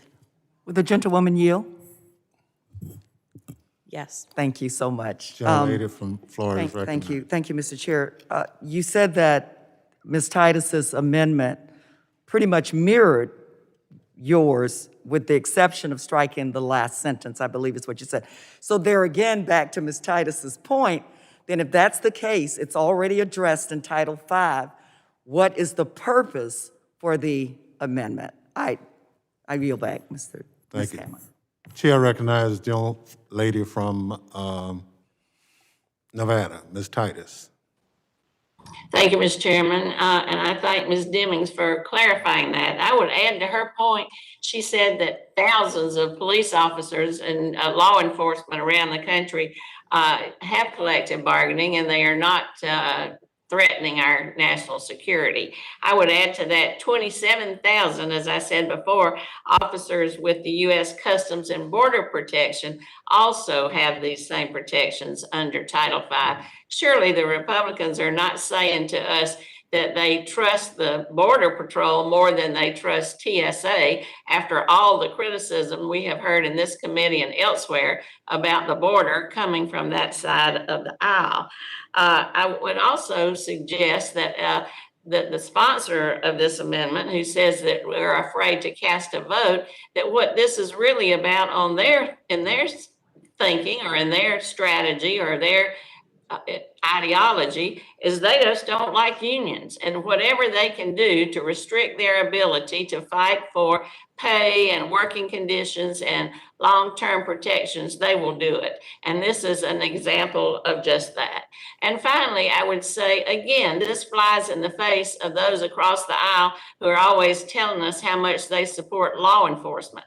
Well, saying it and doing it are two different things. You can say it all you want to, but if you don't have respect for the people wearing the uniform and support them in the job that you are asking them to do, to put themselves on the line every day to protect us and to protect national security, then no, you are not pro police officer or pro law enforcement or pro any of these people who make those kind of sacrifices. And so I just take offense at those comments that were made by Ms. Kamak.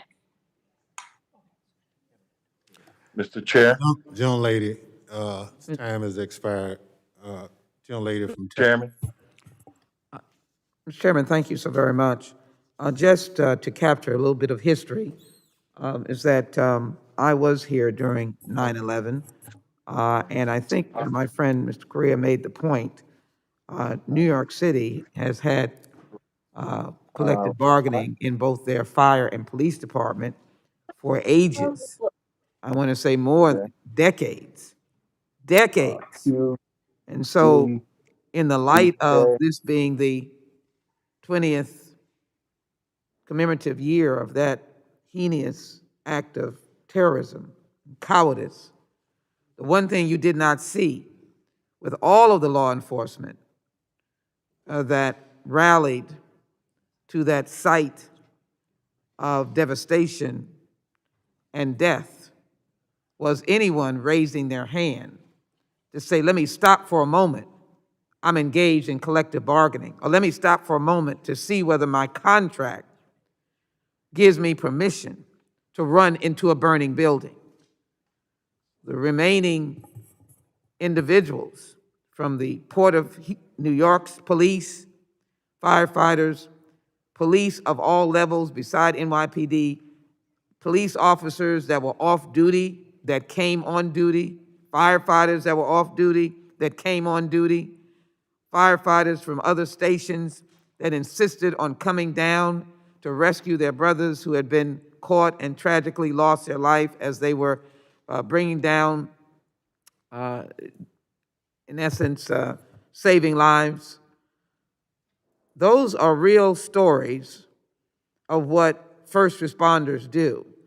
And with all due respect to the lady's good intentions, which I'm going to attribute, that there must be some basis for this, collective bargaining only gives basic quality of life and labor rights to workers and indicates to them that we respect the job you're doing, and the level of importance your work is.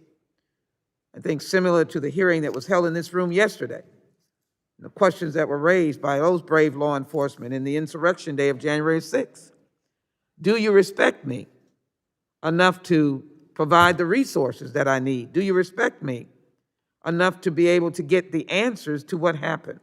That is what we're doing here today in H.R. 903, and I'd ask the gentlelady to work with Congresswoman Titus to ensure that she is getting her intent, but to suggest that collective bargaining diminishes the level of service is certainly not accurate. Mr. Chairman, I'd like to ask unanimous consent to put into the record, I'm not sure if it has been, the letter from the Transportation Trade Department of AFL-CIO that supports legislation H.R. 903. I ask unanimous consent. And with that, I yield back. Excuse me. What? Without objection, so ordered. Thank you. And with that, I yield back to say that collective bargaining in no way threatens my security nor the security of the American people. I yield back. Gentleman is recognized. Thank you, Mr. Chairman. I'm glad to have heard the term, do we respect them enough to give the resources we need? And I think in this committee, we should talk about all the law enforcement agencies and the agencies under the jurisdiction of this committee, and we should talk about the resources we need. And so I'd just like to associate myself with that particular sentence about a resource discussion, especially in the face of a budget that does not seem to be providing the resources that our law enforcement agency, that CBP in particular needs. So at some point in time, I hope we can take that up. I yield back. Thank you. Chair recognizes the gentlelady from Michigan. Yeah, I just will say, as a former CIA officer and Pentagon official, of course, I mean, this national security is what I've done, but this does seem like the amendment is a solution in search of a problem. If firefighters have collective bargaining, police officers have collective bargaining, Customs and Border Patrol have collective bargaining, can you cite examples where that has conflicted with national security? And the best corollary is that air traffic controllers have had collective bargaining since the 1980s. If you have specific instances where our air traffic controllers have preferenced their own needs over that of national security, name it. But otherwise, I believe this is unnecessary and just reinforces at a moment when these officers are trying to get the respect that they deserve, that we don't trust them. Cite the examples where they shouldn't be trusted, or I think this is an unnecessary amendment. Thank you very much. Gentlelady yields back. There being no further debate, gentleman from South Carolina is recognized. Thank you, Mr. Chairman. I yield the balance of my time to Ms. Kamak. Thank you to my colleague, and thank you, Mr. Chairman.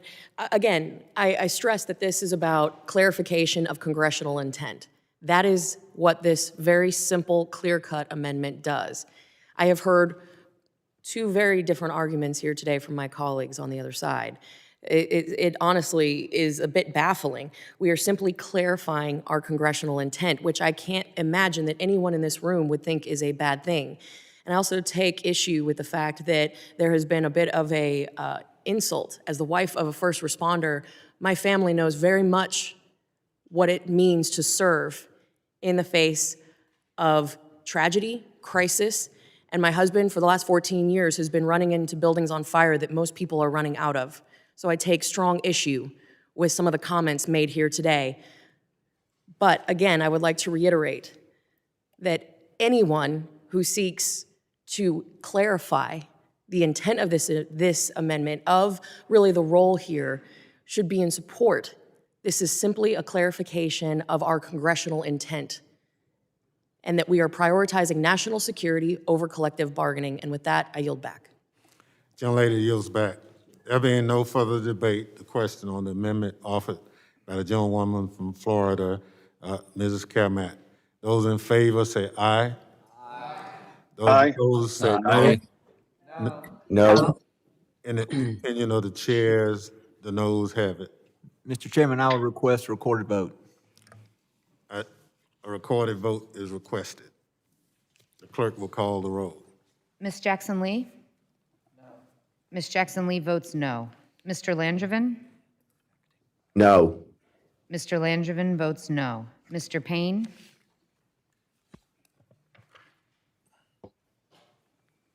Mr. Correa? No. Mr. Correa votes no. Ms. Slotkin? No. Ms. Slotkin votes no. Mr. Cleaver?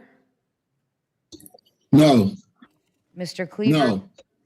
votes no. Mr. Green? Green votes nay. No. Mr. Green votes no. Ms. Clark? Ms. Clark votes no. Ms. Clark votes no. Mr. Swalwell?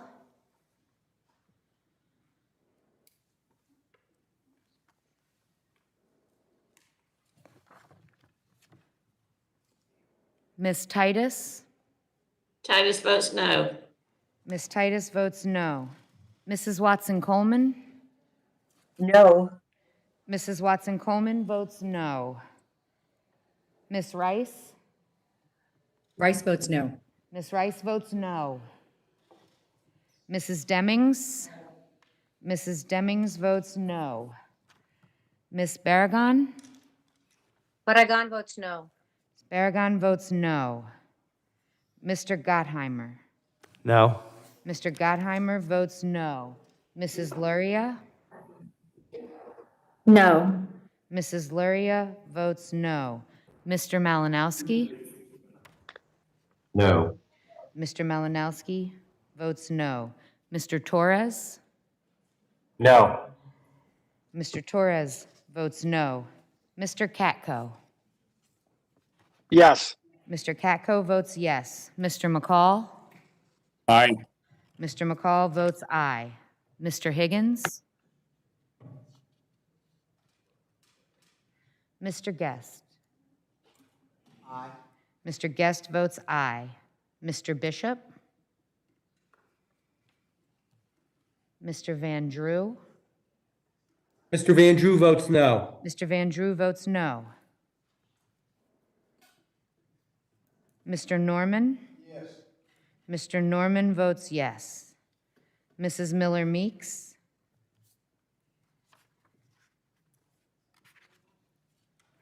Mrs. Harshbarger? Harshbarger votes yes. Mrs. Harshbarger votes yes. Mr. Clyde?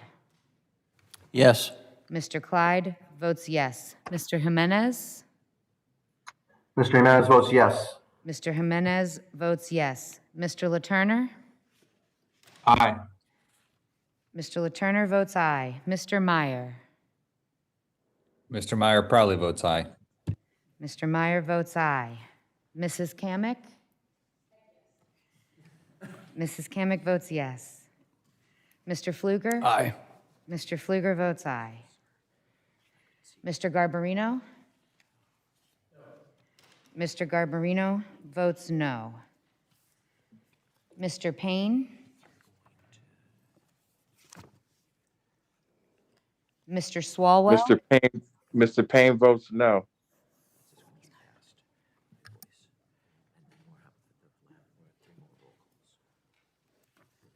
Mr. Payne votes no.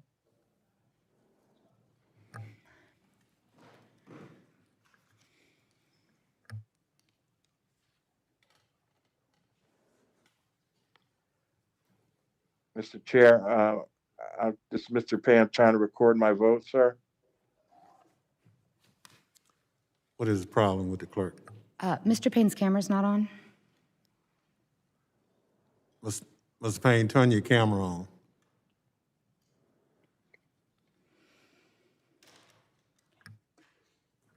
Mr. Payne votes no. Mr. Payne votes no. Here I am. Yes, Mr. Payne votes no. Okay, Mr. Swalwell? Hey, no. Mr. Swalwell votes no. No. Mr. Higgins? Mr. Bishop? Mrs. Miller Meeks?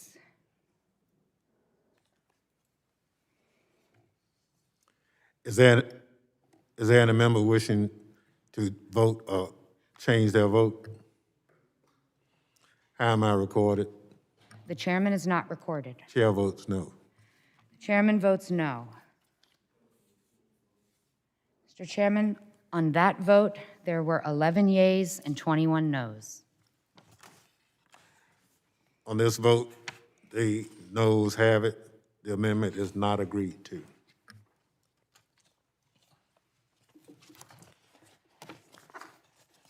It is now in order to consider amendment on the roster offered by the gentleman from Mississippi, Mr. Guest. The clerk will designate the amendment.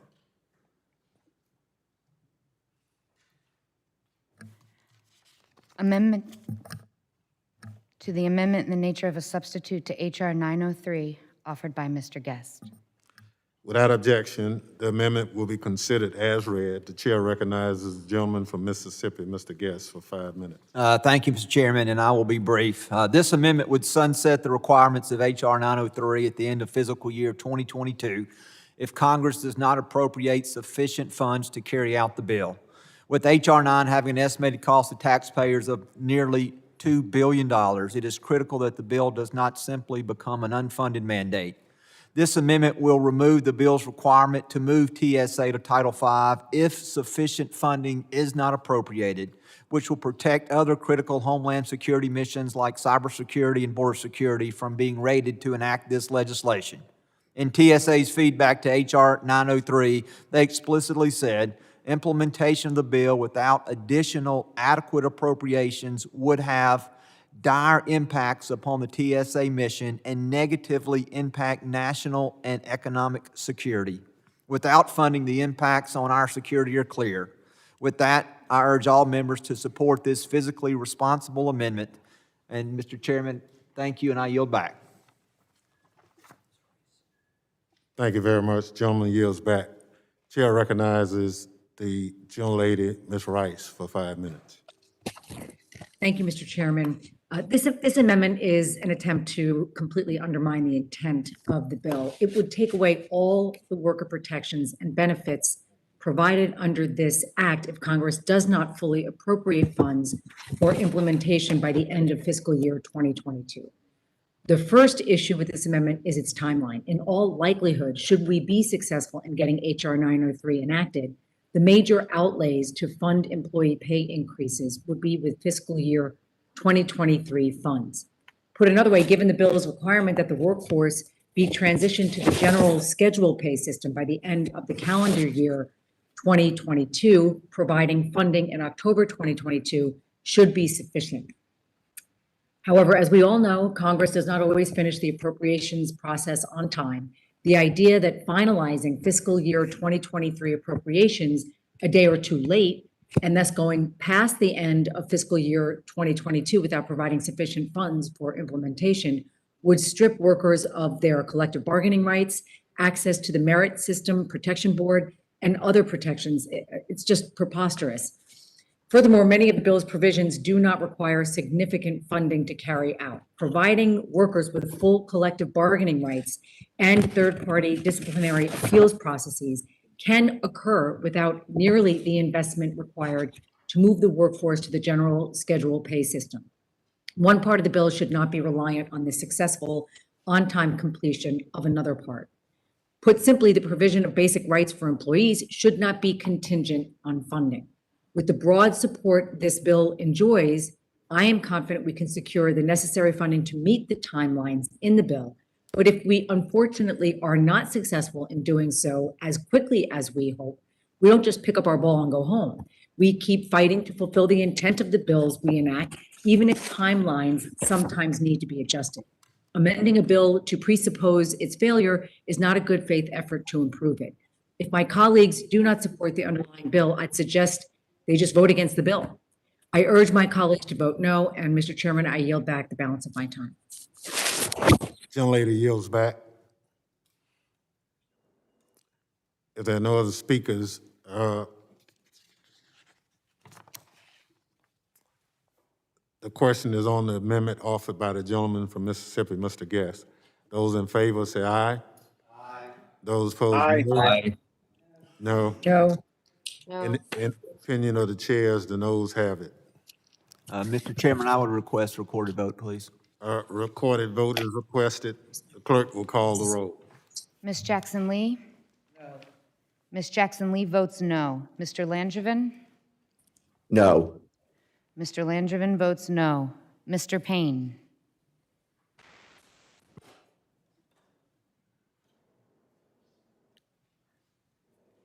Mr. Correa? No. Mr. Correa votes no. Ms. Slotkin? No. Ms. Slotkin votes no. Mr. Cleaver? No. Mr. Cleaver votes no. Mr. Green? Green votes nay, no. Mr. Green votes no. Ms. Clark? Ms. Clark votes no. Ms. Clark votes no. Mr. Swalwell?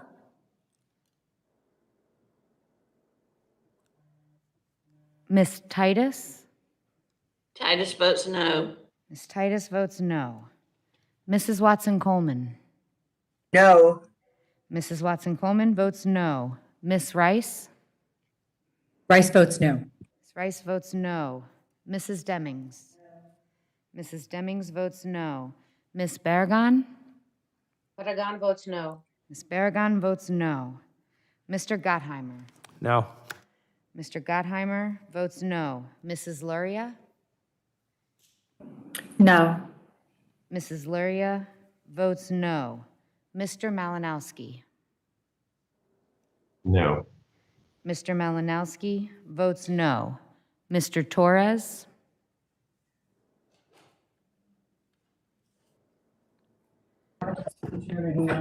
Mr. Katko? Yes. Mr. Katko votes yes. Mr. McCall? Aye. Mr. McCall votes aye. Mr. Higgins? Mr. Guest? Aye. Mr. Guest votes aye. Mr. Bishop? Mr. Van Drew? Mr. Van Drew votes no. Mr. Van Drew votes no. Mr. Norman?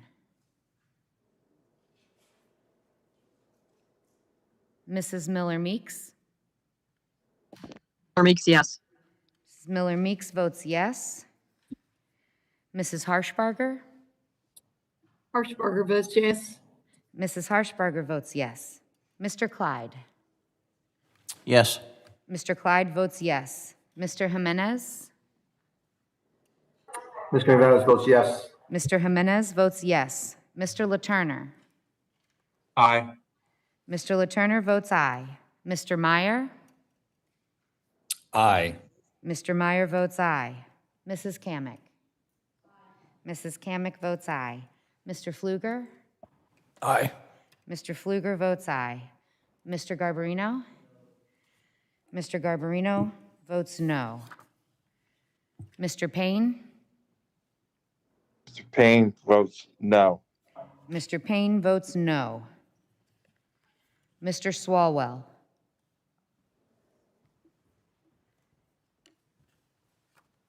Mr. Torres? No. Mr. Torres votes no. Mr. Higgins?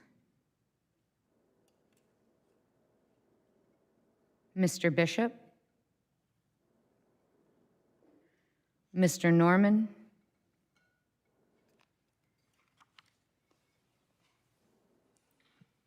Is there any other member wishing to vote or wishing to change his or her vote? How am I recorded? The chairman is not recorded. Chair votes no. Chairman votes no. The clerk will report the vote. Mr. Chairman, on that vote, there were 11 yeas and 20 noes.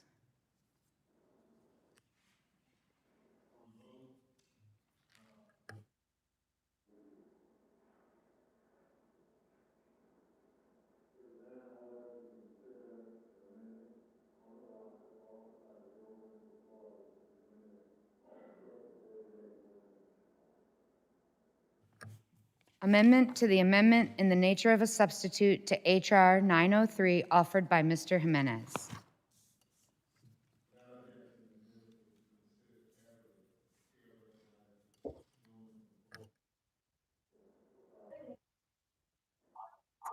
Mr. Chairman,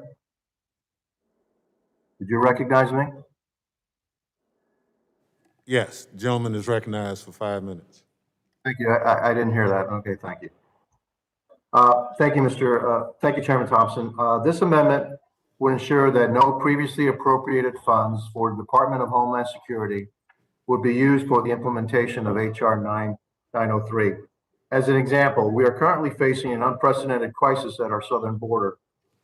For the past several months, I and many of my colleagues have made it absolutely clear that our Border Patrol agents deserve all the funds that Congress has appropriated to succeed in their mission.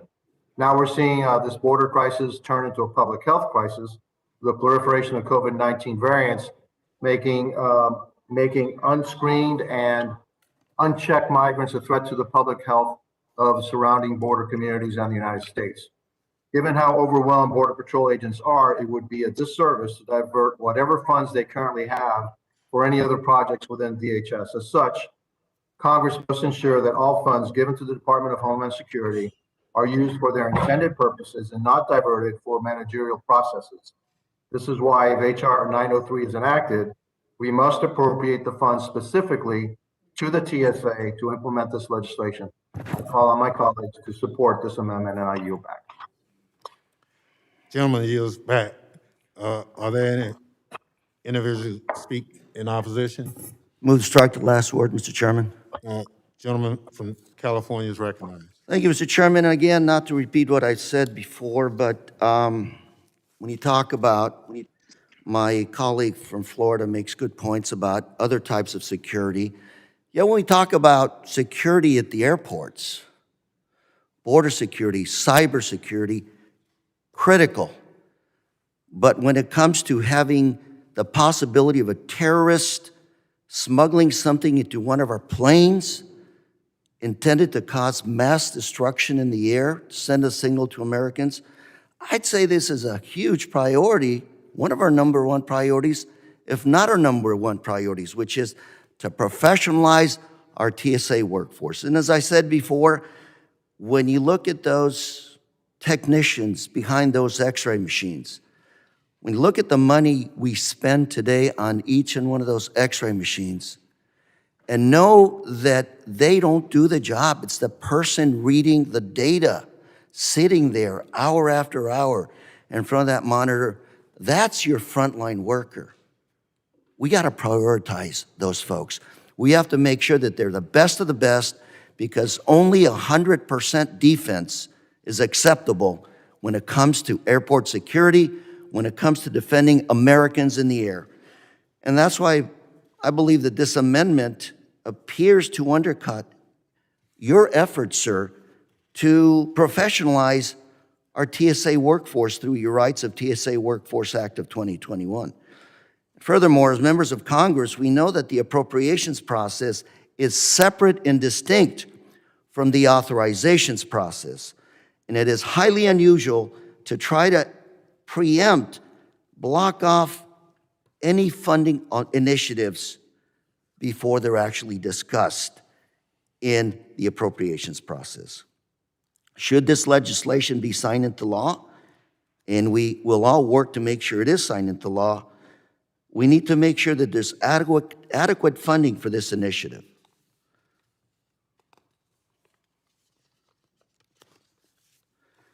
It's surprising to see some of my colleagues today so troubled by the idea that federal monies would be shifted to give TSO officers better pay, to make TSO officers a professional workforce, when the last administration essentially shifted money from the military, including children's schools, to build an incredibly expensive and ineffective border wall. In fact, most of my colleagues here today, voted to allow these transfers to happen in last Congress, not once, but twice. And today, we're concerned about these shifts in funds. The past administration also took hundreds of millions of dollars in funding from across DHS to increase capacity to detain and remove immigrants without specific authorization or appropriations from Congress.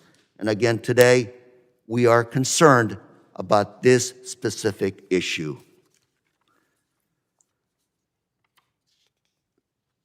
When it comes to helping our frontline TSA workforce, we need to make sure that we do not limit how DHS funding is appropriate, how we get the money to make sure we have nothing but the best TSA workers at our airports.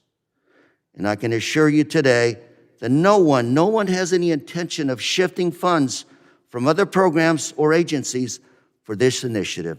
But as legislators, we got to figure out how to get it done and how to get it done right. And we should all intend to work with the appropriators and our colleagues through Congress to make sure that this transition has the resources it needs. I think this amendment is not only unnecessary, but sends the wrong message.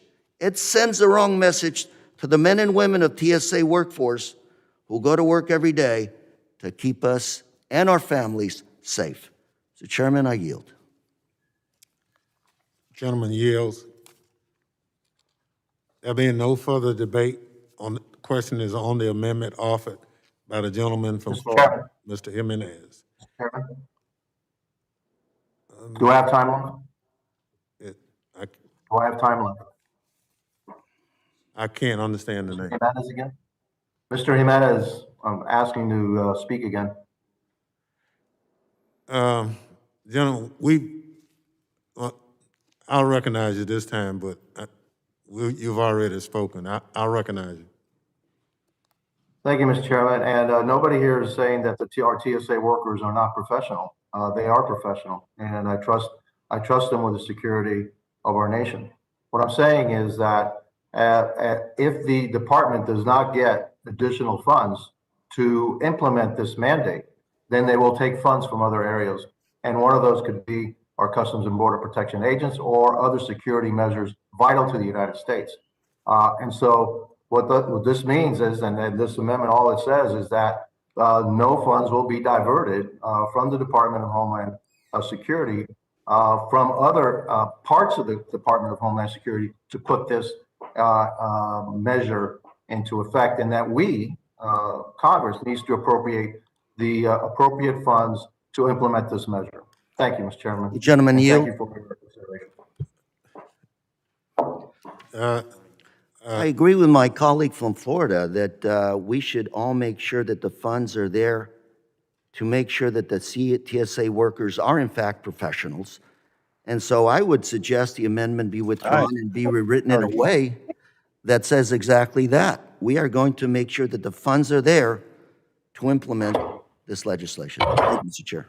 Gentlemen, there being no debate on, the question is on the amendment offered by the gentleman from Florida, Mr. Jimenez. Those in favor say aye. Aye. Those opposed, no. In opinion of the chairs, the noes have it.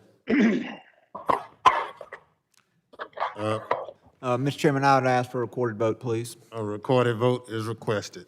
The clerk will call the roll. Ms. Jackson Lee? No. Ms. Jackson Lee votes no. Mr. Langevin? No. Mr. Langevin votes no. Mr. Payne?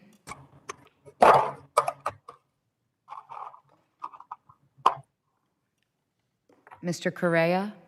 No. Mr. Correa votes no. Ms. Slotkin? No.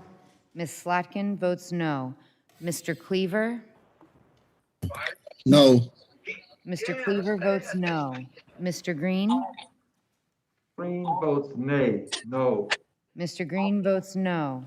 Ms. Clark? Ms. Clark votes no. Ms. Clark votes no. Mr. Swalwell?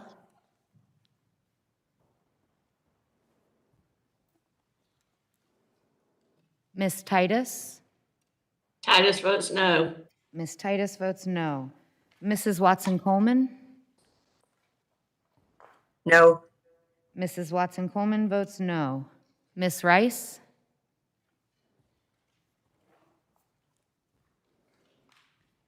Mrs. Demings? Mrs. Demings votes no. Ms. Barragan? Barragan votes no. Ms. Barragan votes no. Mr. Gottheimer? Gottheimer votes no. Mr. Gottheimer votes no. Mrs. Luria? Mr. Malinowski?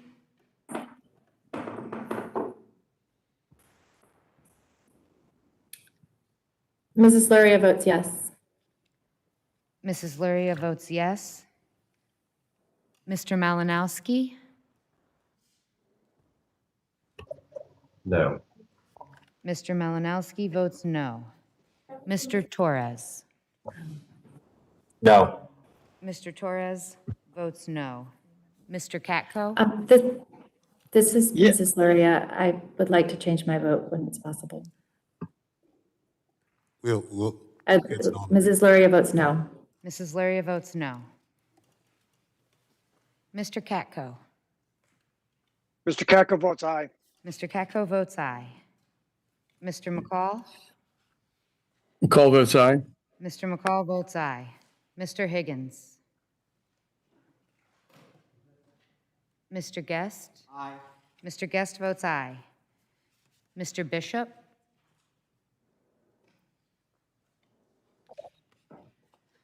Mr. Van Drew? Yes. Yes. Mr. Van Drew votes nay. Mr. Van Drew votes nay. Mr. Van Drew votes nay. Mr. Norman?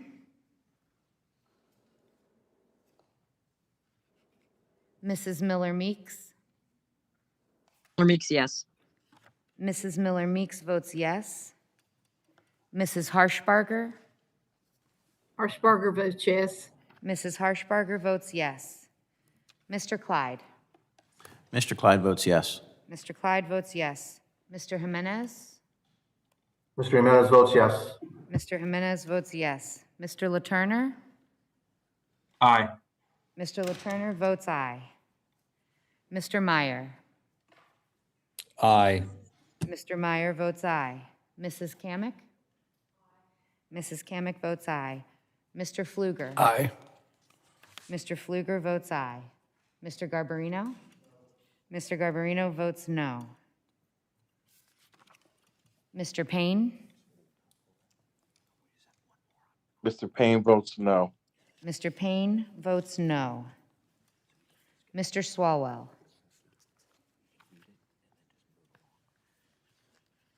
Ms. Rice, Mr. Higgins, Mr. Bishop, Mr. Norman.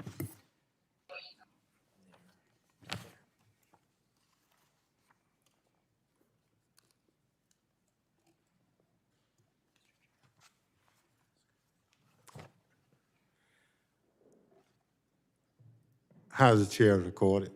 Chair is not recorded. Chair votes no. Chairman votes no.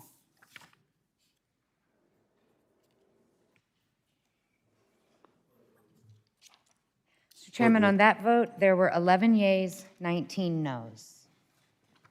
The amendment is not adopted. There are no further amendments listed on the roster. Are there any further amendments to the mayorship? There being no further discussion and no further amendments listed on the roster, the question is on agreeing to the amendment in the nature of a substitute to H.R. 903 as amended. Those in favor say aye. Those opposed say no.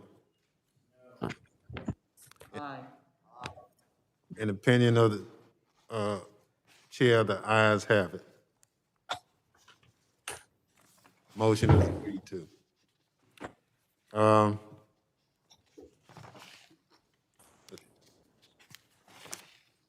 Without objection, the motion to reconsider.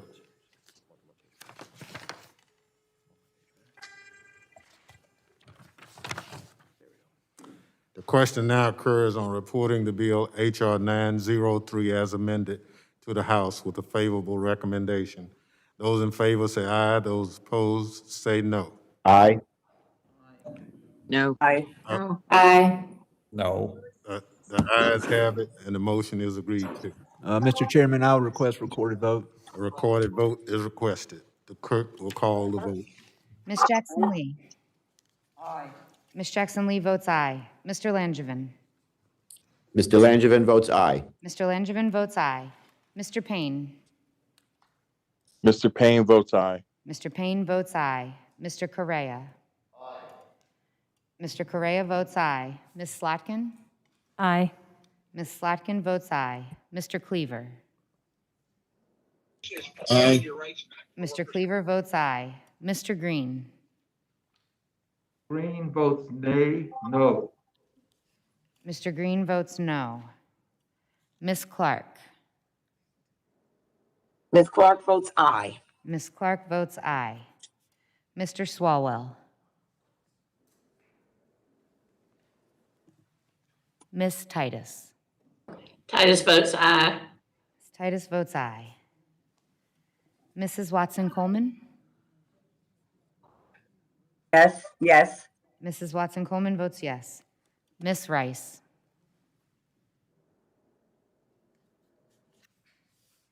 Mrs. Demings. Mrs. Demings votes aye. Ms. Barragan. Barragan votes aye. Ms. Barragan votes aye. Mr. Gottheimer. Gottheimer votes aye. Mr. Gottheimer votes aye. Mrs. Luria. Luria votes aye. Mrs. Luria votes aye. Mr. Malinowski. Aye. Mr. Malinowski votes aye. Mr. Torres. Vote aye. Mr. Torres votes aye. Mr. Katko. Mr. Katko regrettably votes no. Mr. Katko votes no. Mr. McCall. No. Mr. McCall votes no. Mr. Higgins. Mr. Guest. No. Mr. Guest votes no. Mr. Bishop. Mr. Van Drew. Mr. Van Drew votes aye. Mr. Van Drew votes aye. Mr. Norman. Mrs. Miller Meeks. Miller Meeks, no. Mrs. Miller Meeks votes no. Mrs. Harshbarger. Harshbarger votes no. Mrs. Harshbarger votes no. Mr. Clyde. No. Mr. Clyde votes no. Mr. Jimenez. Mr. Jimenez votes no. Mr. Jimenez votes no. Mr. Latourner. No. Mr. Latourner votes no. Mr. Meyer. No. Mr. Meyer votes no. Mrs. Kamick. Mrs. Kamick votes no. Mr. Pfluger. No. Mr. Pfluger votes no. Mr. Garbarino. Mr. Garbarino votes aye. Mr. Swalwell. Mr. Chairman,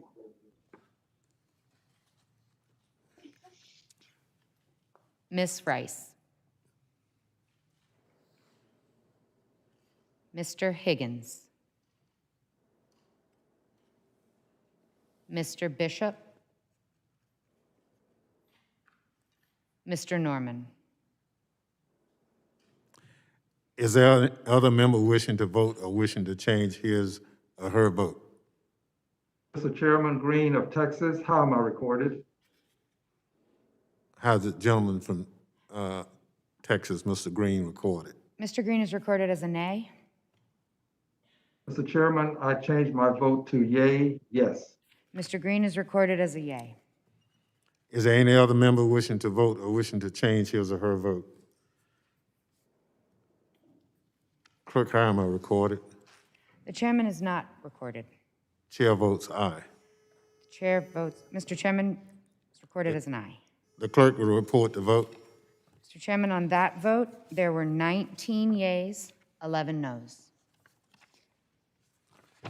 On the vote, the ayes have it. The motion is agreed to. Without objection, the motion to consider is laid on the table. All the rest of our bills for the committee are agreed to en bloc. We can blow right through them and be done, or if members are wanting to speak on them, reluctantly, we'll have to come back. But in the interest of having been here for 2.5 hours, if I could ask that you submit it for the record, it'd be most appreciated. Given the bipartisan agreement on the remaining measures and amendments and out of consideration for members' time, the chair will make a unanimous consent request to call up the remaining measures and amendment. For this to happen expeditiously, as I already indicated, members will refrain from seeking recognition to speak on the remaining bills and amendments to the roster to allow the committee to complete consideration of the bills without interruption. After legislative business concludes, the chair will be pleased to recognize members or for you to submit for the record your statement. Without objection, during the consideration of H.R. 2915, H.R. 4089, H.R. 4094, H.R. 4209, H.R. 4363, H.R. 4426, H.R. 4611, H.R. 4682, and H.R. 4691. All bills will be considered read a first and second time, open to amendment at any point. All times for the debate will be considered expired, and further such time otherwise afforded for debate will be available to members following the committee's legislative business. Hearing no objections, so ordered. I now call up H.R. 2915.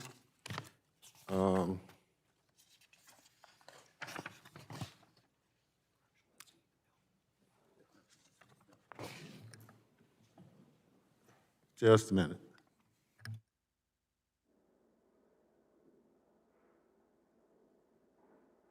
Clerk will read the bill. H.R. 2915, to amend the Homeland Security Act of 2002 regarding the procurement of certain items related to national security interest for Department of Homeland Security frontline operational components and for other purposes. Without objection, the amendment in nature of substitute offered by Mr. Correa together with the amendments offered by Mr. Norman on the roster are agreed to. Are there any further amendments?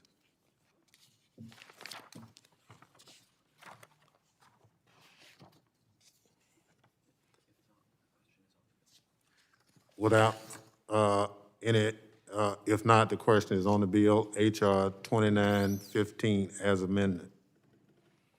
All in favor, say aye. Opposed, nay. H.R. 40, hold on just a minute.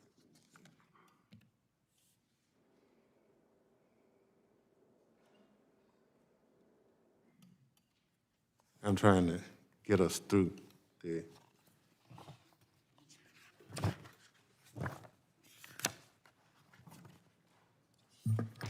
If there's no disagreement, and there's unanimous agreement on all these bills we've negotiated. Without objection, we'll take up H.R. 4089, H.R. 4094, H.R. 4209, H.R. 4363, H.R. 4426, H.R. 4611, H.R. 4682, and H.R. 4691. I now ask for a motion to approve all those bills as identified. So moved. Second. Well, all those in favor say aye. Aye. Opposed, Aye. nay. Aye. So ordered. Aye. All the bills have been approved. Without objection, the amendments agreed to at today's markup will be reported to the House in the form of one amendment in the nature of a substitute for each bill.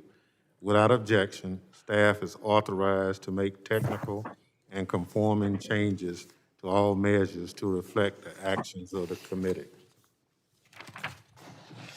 Pursuant to today's order, members may now be recognized to speak on their legislation previously considered.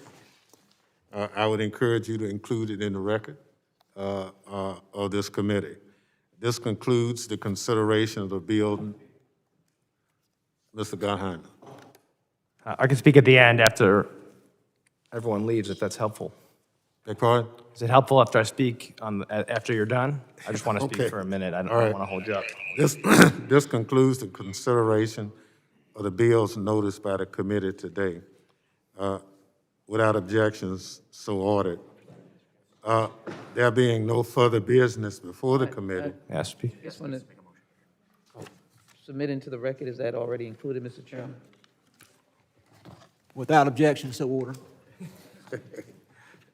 So, And all our statements will be included? well, you spoke plenty. Can I speak, if that's okay? Yeah, just. Mr. Chairman, pursuant to House Rules 11, Clause 2L, I ask that members have 2 calendar days to file with the clerk of the committee supplemental, additional, or minority views on each of the bills ordered reported by the committee today. Without objection, so ordered. Gentlemen, Mr. Gottheimer is recognized. Thank you, Chairman Thompson, Ranking Member Katko, for your leadership and the committee's excellent work on all these important measures. I especially want to thank my colleagues for passing H.R. 4089, the Darren Drake Act, bipartisan legislation I introduced with my Republican colleague, Congressman Brian Fitzpatrick of Pennsylvania, to help protect Americans from terrorist vehicle attacks.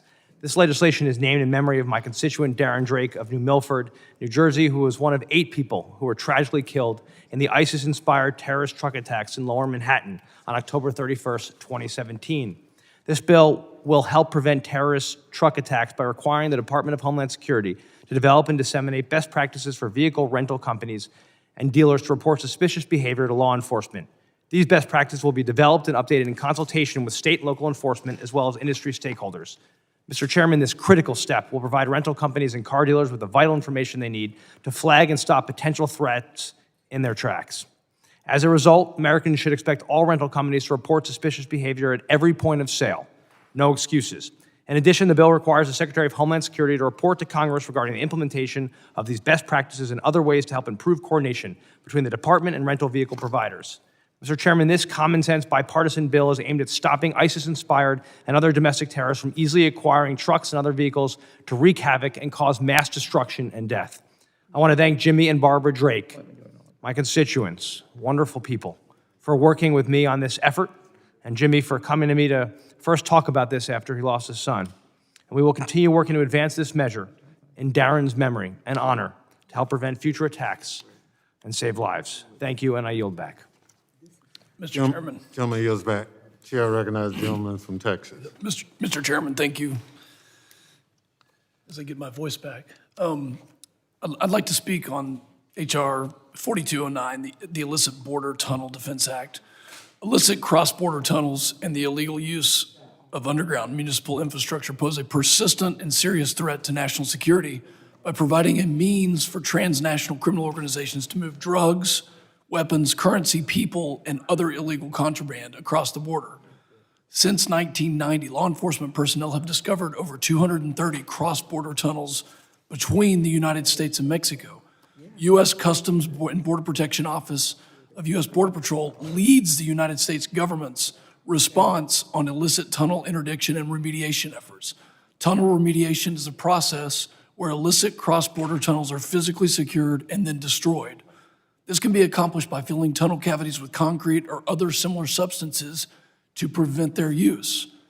Steel plates are then often used to fill the trenches where USBP digs to prevent new illicit cross-border tunnels from being created in the same area. In 2013, CBP established a Tunnel Program Management Office within USBP to lead tunnel detection technology efforts. The program has matured over the last few years and received funding to test and acquire technologies that can predict the locations and path of a tunnel and confirm the tunnel's existence through mapping and measurements. Due to USBP's enhanced ability to detect tunnels along the border, there is now a need to scale tunnel interdiction and remediation operations to close this security gap.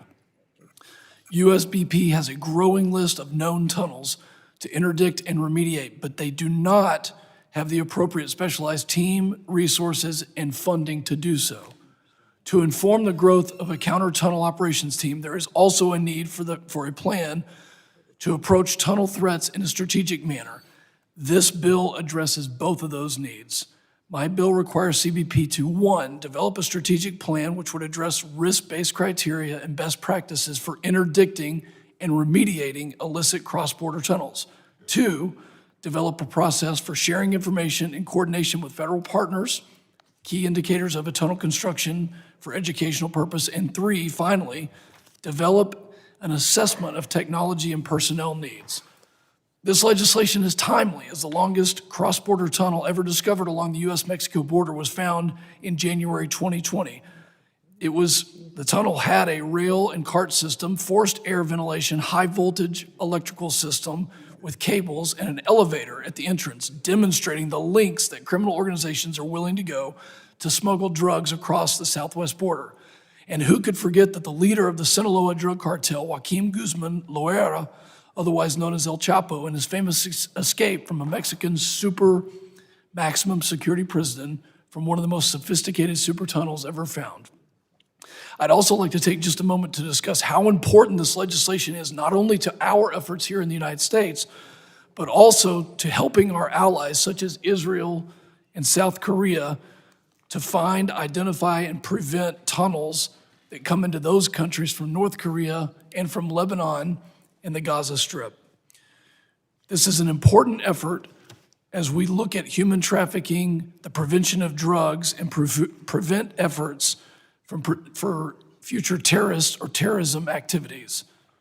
As the ranking member of the Intelligence and Counterterrorism Subcommittee, I'm proud to lead this effort to help secure our country, as was said previously, that nothing outweighs our national security efforts. I'd like to thank Chairman Thompson and Ranking Member Katko for your support and for prioritizing this bill. With the surge of illicit border activity, both above ground and underground, it is more important now than ever to develop a strategic plan and to increase CBP resources to remediate illicit cross-border tunnels to secure our homeland and protect our national security.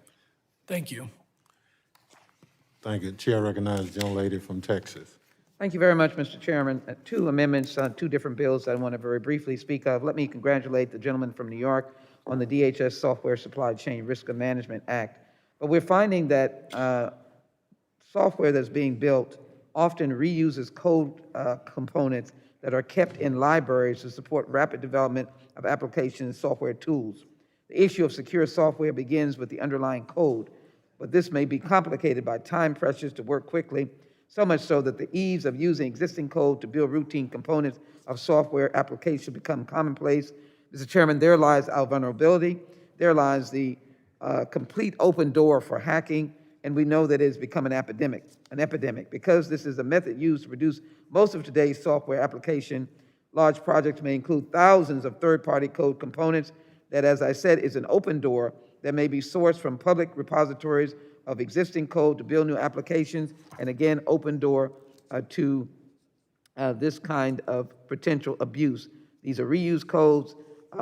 They may be known far and wide, and it generates major vulnerability management problems due to the complex system. The Jackson-Lee Amendment adds to the section on certification notification a requirement that a notification of each security vulnerability or defect that affects the security of the product or service requires notice to DHS. We have found that has been a major problem in the government not knowing the vulnerabilities in the private sector. The present bill has remedial steps, including reporting on the plan to mitigate, repair, or resolve each security vulnerability or defect listed in the notification. The Jackson-Lee Amendment, adding the requirement of reporting on defects that affect the security of the product or service, strengthens the tools available to DHS to know what they are acquiring when they spend taxpayer dollars. In addition, this amendment adds to the Bill of Materials section, which directs that the list of parts and components of products or services be part of the information provided to DHS by requiring that the vendor must disclose whether the component is new or used code. Finally, in the amendment or bill that has been offered by Mr. Gottenheimer, I also congratulate Mr. Torres for his bill. I congratulate Mr. Gottenheimer for his bill, but I have very brief comments. The Jackson-Lee Amendment directs the Secretary of DHS, when developing best practices for enacting the bill, that the process provides guidance on defining and identifying suspicious behavior in a manner that protects civil rights and civil liberties. There is an Office of Civil Liberties and Civil Rights in the DHS, and this amendment will provide for that kind of guidance and also protection of the American public. With that, Mr. Chairman, I yield back. Thank you. Chair recognizes the gentleman from California. Thank you, Mr. Chairman. I just wanted to briefly talk about our legislation, H.R. 2915. Very simple but important legislation. The Homeland Procurement Reform Act, or HOPR, seeks to reform the way DHS buys uniforms and protective gears. Simply put, this is a result of hard work, partisan, bicameral effort to equip our DHS, that is, to equip our frontline personnel workers with high-quality, American-made uniforms and equipment. This bill requires, to the maximum extent possible, that at least 1/3 of the funds obligated for procurement of uniforms and other items covered under this act be used to purchase goods that are made by American small businesses. Thank you, Mr. Chair, for working with me on this most important legislation, and with that, I yield. Gentleman yields. There being no further business before the committee, without objection, the committee stands adjourned.